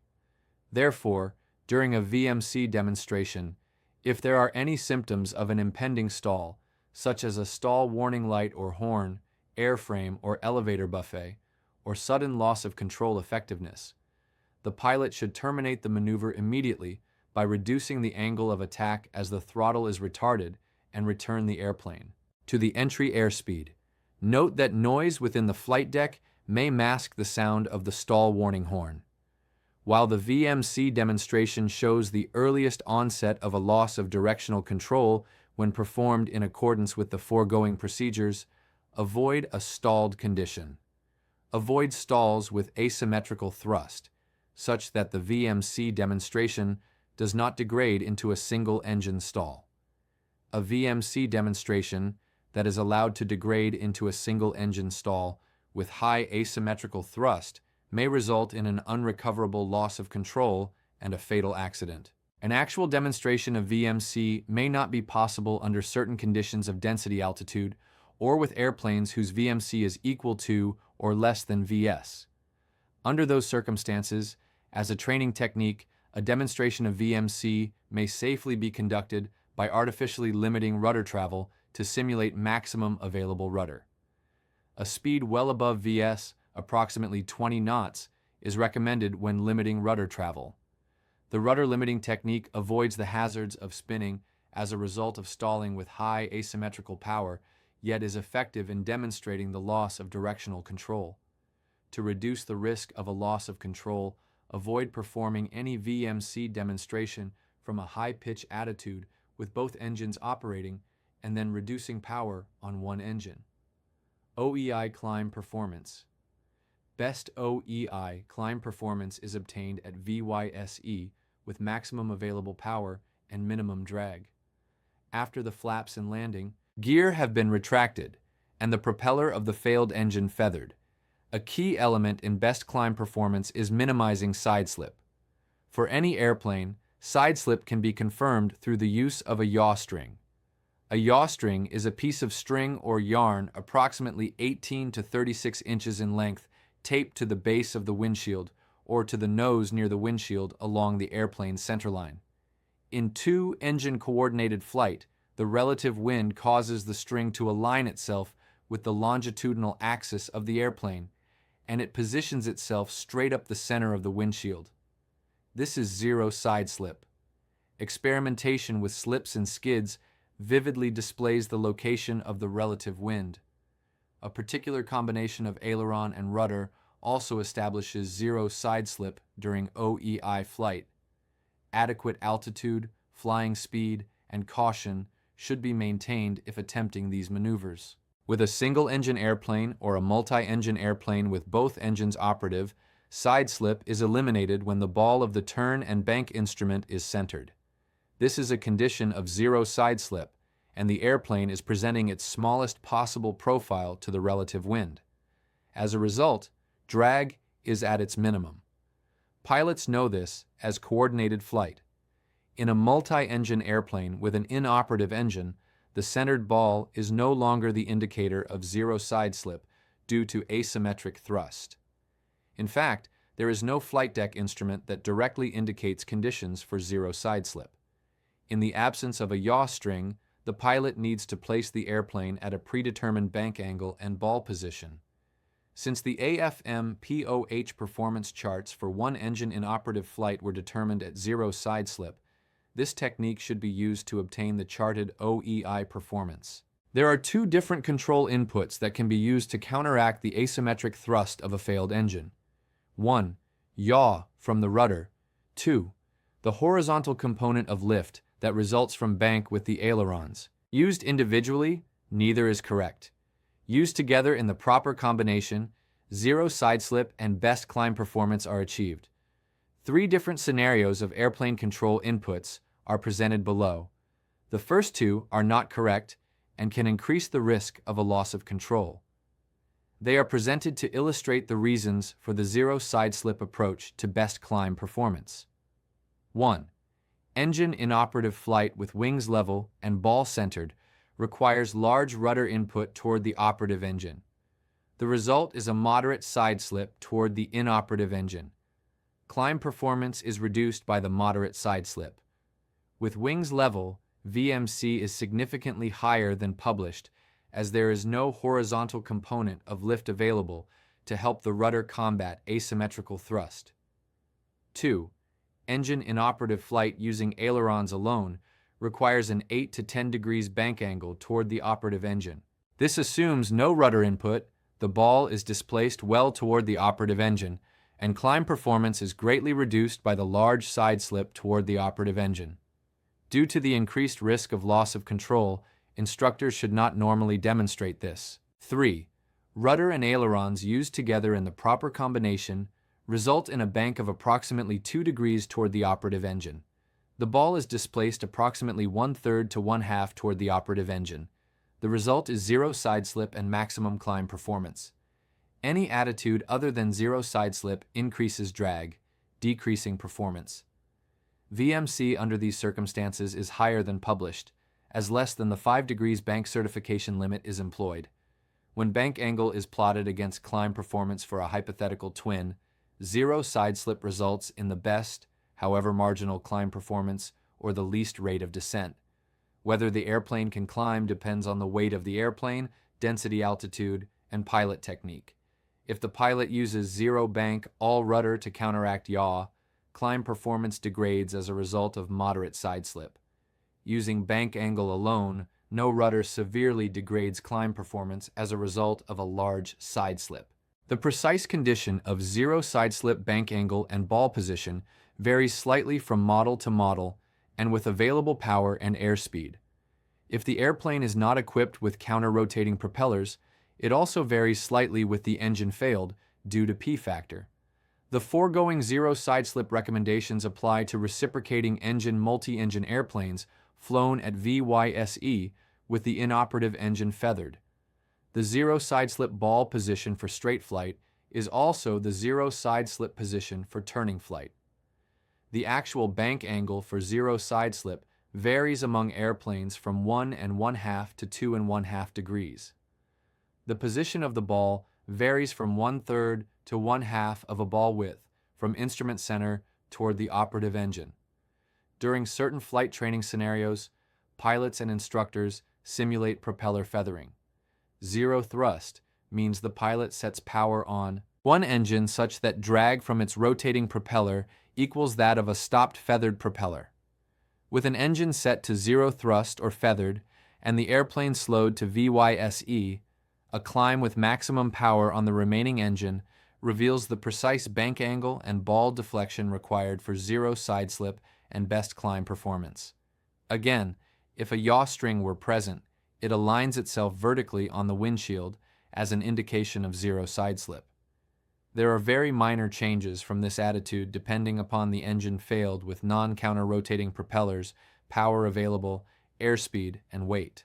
But without more sensitive testing equipment, these changes are difficult to detect.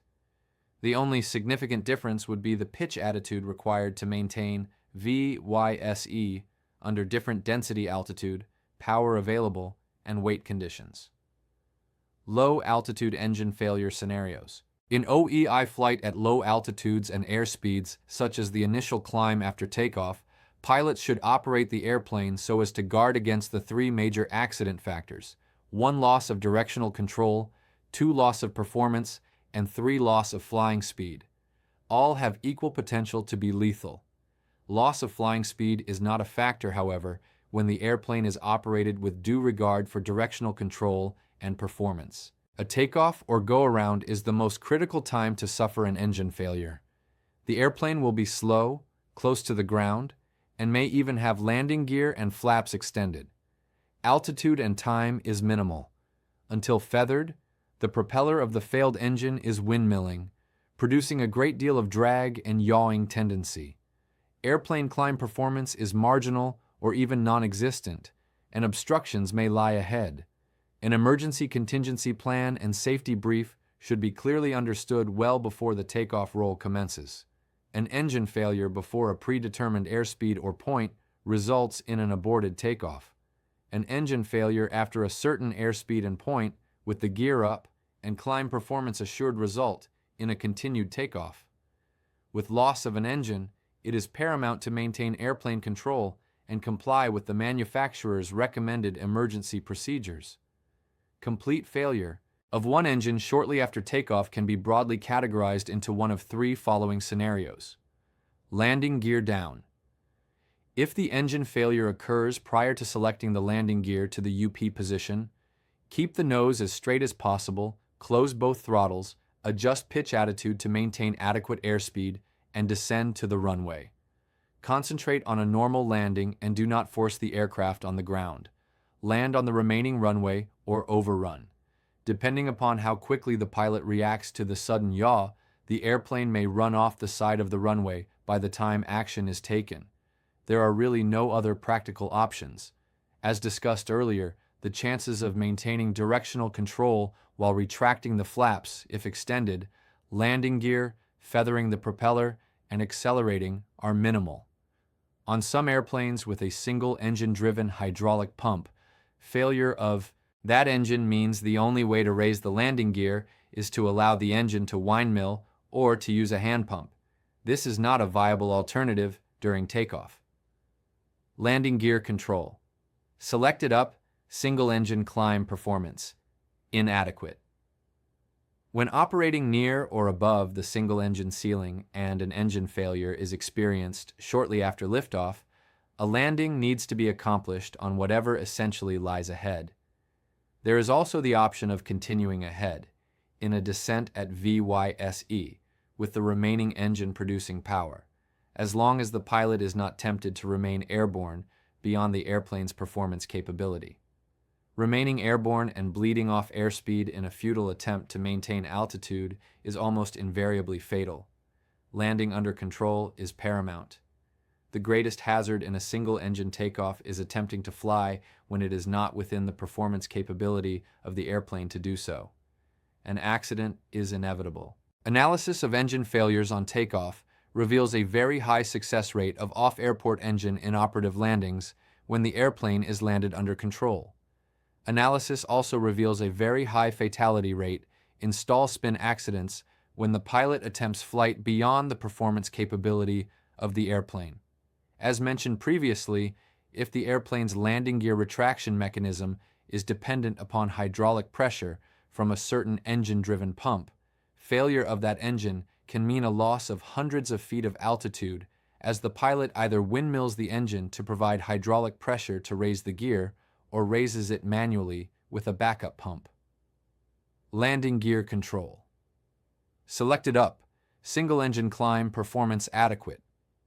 If the single engine rate of climb is adequate, the procedures for continued flight should be followed. There are 4 areas of concern: control, configuration, climb, and checklist. Control. The first consideration following engine failure during takeoff is to maintain control of the airplane.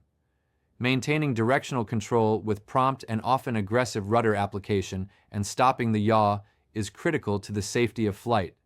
Ensure that airspeed stays above VMC. If the yaw cannot be controlled with full rudder applied, reducing thrust on the operative engine is the only alternative. Attempting to correct the roll with aileron without first applying rudder increases drag and adverse yaw and further degrades directional control. After rudder is applied to stop the yaw, a slight amount of aileron should be used to bank the airplane toward the operative engine. This is the most efficient way to control the aircraft, minimize drag, and gain the most performance. Control forces, particularly on the rudder, may be high. The pitch attitude for VYSE has to be lowered from that of VY. At least 5 degrees and a maximum of 10 degrees of bank toward the operative engine should be used initially to stop the yaw and maintain directional control. This initial bank input is held only momentarily, just long enough to establish or ensure directional control. Climb performance suffers when bank angles exceed approximately 2 or 3 degrees, but obtaining and maintaining VYSE and directional control are paramount. Trim should be adjusted to lower the control forces. Configuration. The memory items from the engine failure after takeoff checklist should be promptly executed to configure the airplane for climb. The specific procedures to follow are found in the AFM, POH, and checklist for the particular airplane. Most direct the pilot to assume VYSE, set takeoff power, retract the flaps and landing gear, identify, verify, and feather the failed engine. On some airplanes, the landing gear is to be retracted before the flaps. The identify step is for the pilot to initially identify the failed engine. Confirmation on the engine gauges may or may not be possible depending upon the failure mode. Identification should be primarily through the control inputs required to maintain straight flight, not the engine gauges. The verify step directs the pilot to retard the throttle of the engine thought to have failed. No change in performance when the suspected throttle is retarded is verification that the correct engine has been identified as failed. The corresponding propeller control should be brought fully aft to feather the engine. Climb. As soon as directional control is established and the airplane configured for climb, the bank angle should be reduced to that producing best climb performance. Without specific guidance for zero side slip, a bank of 2 degrees and 1/3 to 1/2 ball deflection on the slip skid indicator toward the operative engine is suggested. VYSE is maintained with pitch control. As turning flight reduces climb performance, climb should be made straight ahead or with shallow turns to avoid obstacles to an altitude of at least 400 feet AGL before attempting a return to the airport. Checklist. Having accomplished the memory items from the engine failure after takeoff checklist, the printed copy should be reviewed as time permits. The securing failed engine checklist should then be accomplished. Unless the pilot suspects an engine fire, the remaining items should be accomplished deliberately and without undue haste. Airplane control should never be sacrificed to execute the remaining checklists. The priority items have already been accomplished from memory.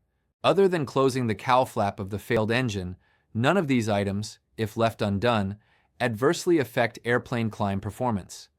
There is a distinct possibility of actuating an incorrect switch or control if the procedure is rushed. The pilot should concentrate on flying the airplane and extracting maximum performance. If an ATC facility is available, an emergency should be declared. The memory items in the engine failure after takeoff checklist may be redundant with the airplane's existing configuration. For example, in the third takeoff scenario, the gear and flaps were assumed to already be retracted, yet the memory items included gear and flaps. This is not an oversight. The purpose of the memory items is to either initiate the appropriate action or to confirm that a condition exists. Action on each item may not be required in all cases. The memory items also apply to more than one circumstance. In an engine failure from a go-around, for example, the landing gear and flaps would likely be extended when the failure occurred. The three preceding takeoff scenarios all include the landing gear as a key element in the decision to land or continue. With the landing gear selector in the down position, for example, continued takeoff and climb is not recommended. This situation, however, is not justification to retract the landing gear the moment the airplane lifts off the surface on takeoff as a normal procedure. The landing gear should remain selected down as long as there is usable runway or overrun available to land on. The use of wing flaps for takeoff virtually eliminates the likelihood of a single engine climb until the flaps are retracted.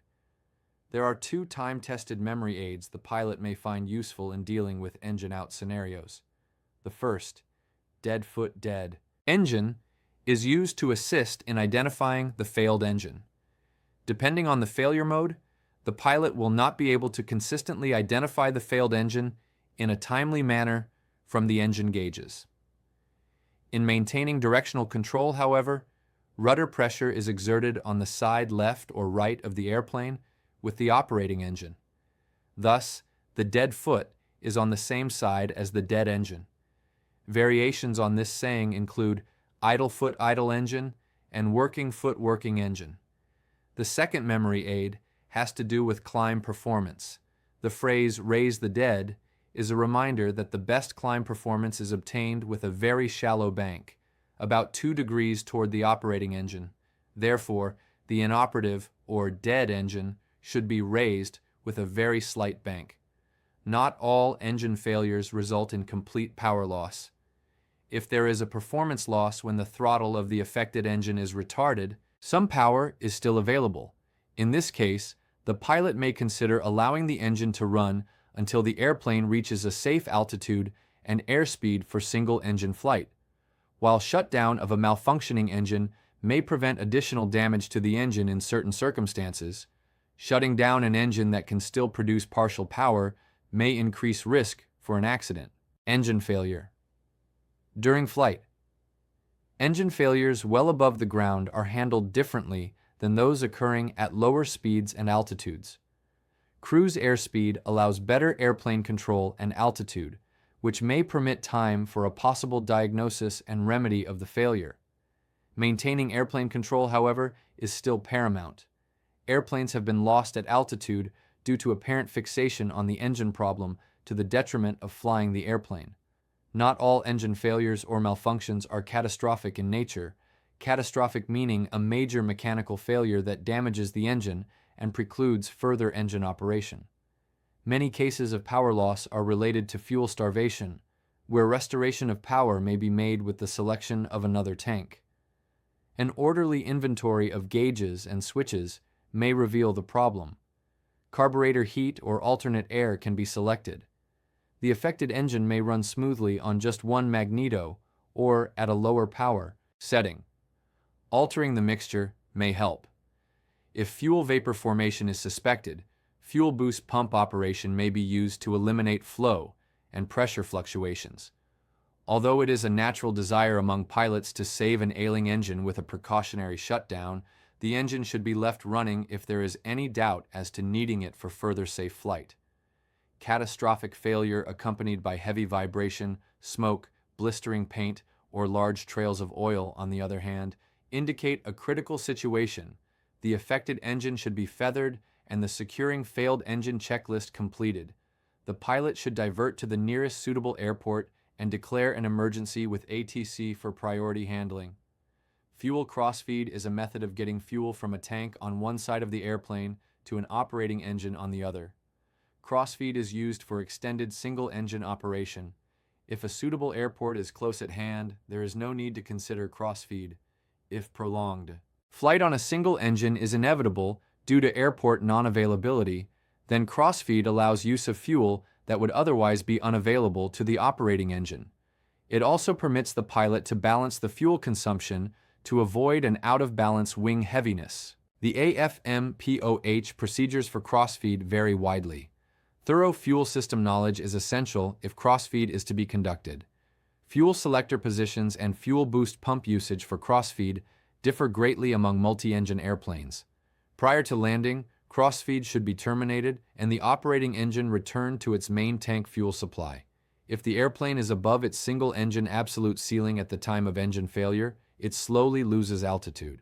The pilot should maintain VYSE to minimize the rate of altitude loss. This drift-down rate is greatest immediately following the failure and decreases as the single-engine ceiling is approached. Due to performance variations caused by engine and propeller wear, turbulence, and pilot technique, the airplane may not maintain altitude even at its published single-engine ceiling. Any further rate of sink, however, would likely be modest.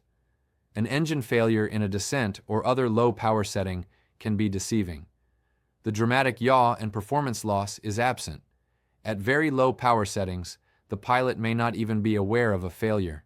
If a failure is suspected, the pilot should advance both engine mixtures, propellers, and throttles significantly to the takeoff settings if necessary to correctly identify the failed engine.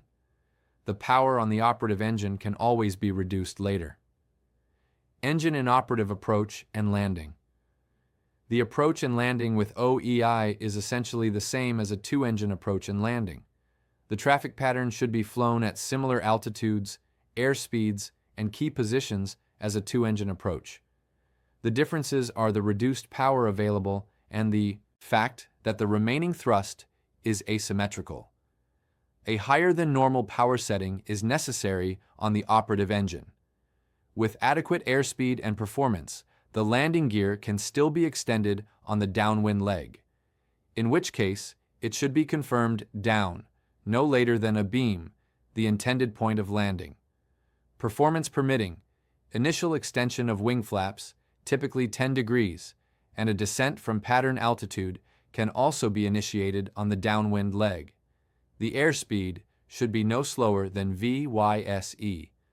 The direction of the traffic pattern, and therefore the turns, is of no consequence as far as airplane controllability and performance are concerned. It is perfectly acceptable to make turns toward the failed engine.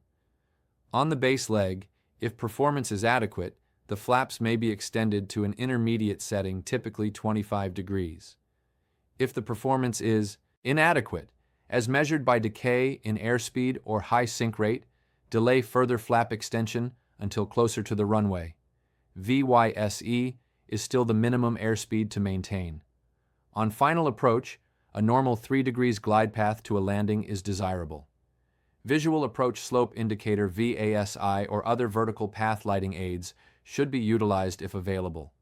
Slightly steeper approaches may be acceptable. However, a long, flat, low approach should be avoided. Large, sudden power applications or reductions should also be avoided. Maintain VICE until the landing is assured, then slow to 1.3 VSO or the AFM/POH recommended speed. The final flap setting may be delayed until the landing is assured, or the airplane may be landed with partial flaps. The airplane should remain in trim throughout. The pilot should be prepared, however, for a rudder trim change as the power of the operating engine is reduced to idle in the round out just prior to touchdown. With drag from only one windmilling propeller, the airplane tends to float more than on a two-engine approach. Precise airspeed control, therefore, is essential, especially when landing on a short, wet, and/or slippery surface.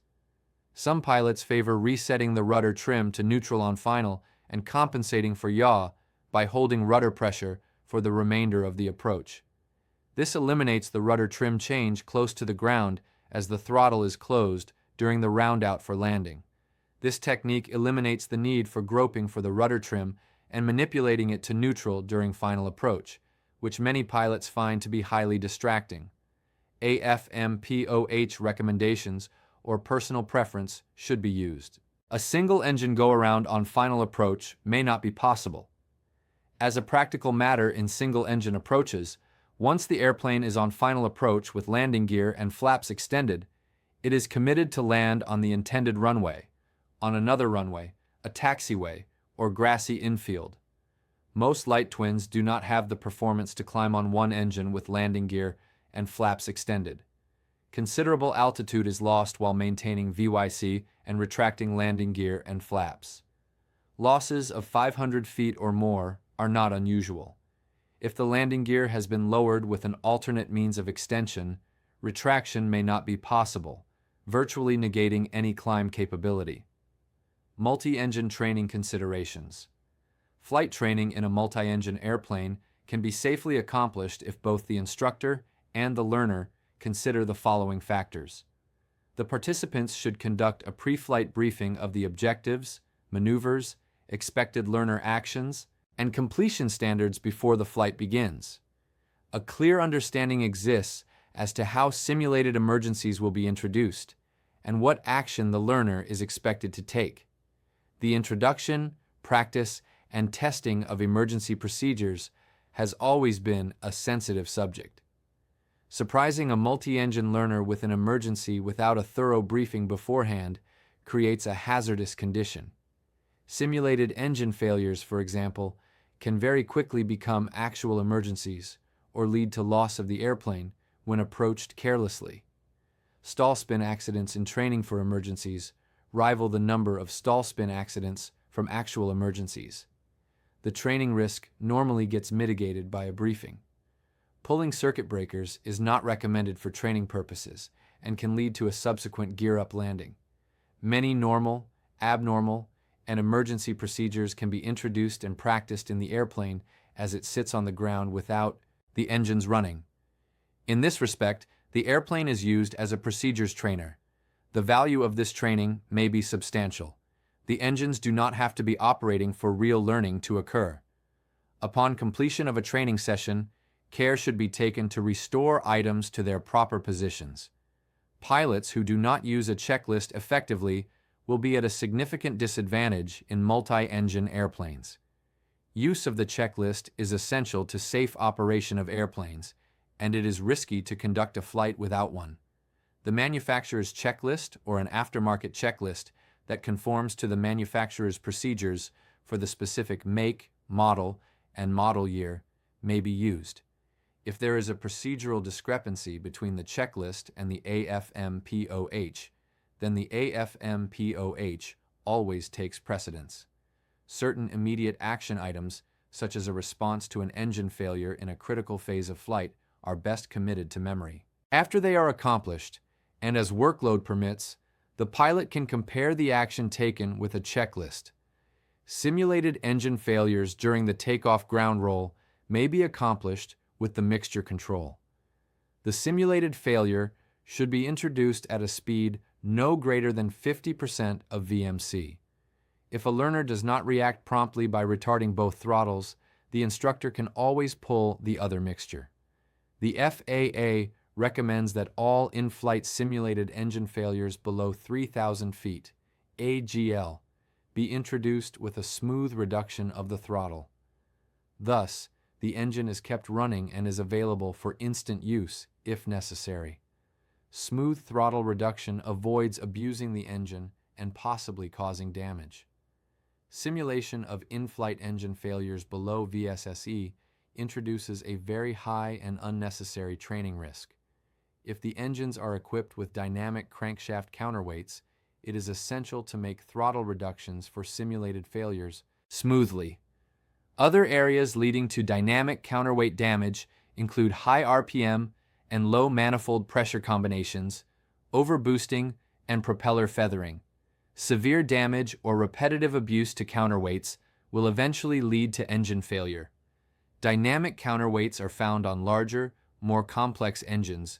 Instructors may check with maintenance personnel or the engine manufacturer to determine if their airplane engines are so equipped. When an instructor simulates an engine failure, the learner should respond with the appropriate memory items and retard the appropriate propeller control toward the feather position.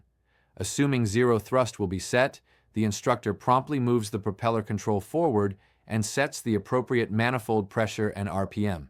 It is vital that the learner be kept informed of the instructor's intentions.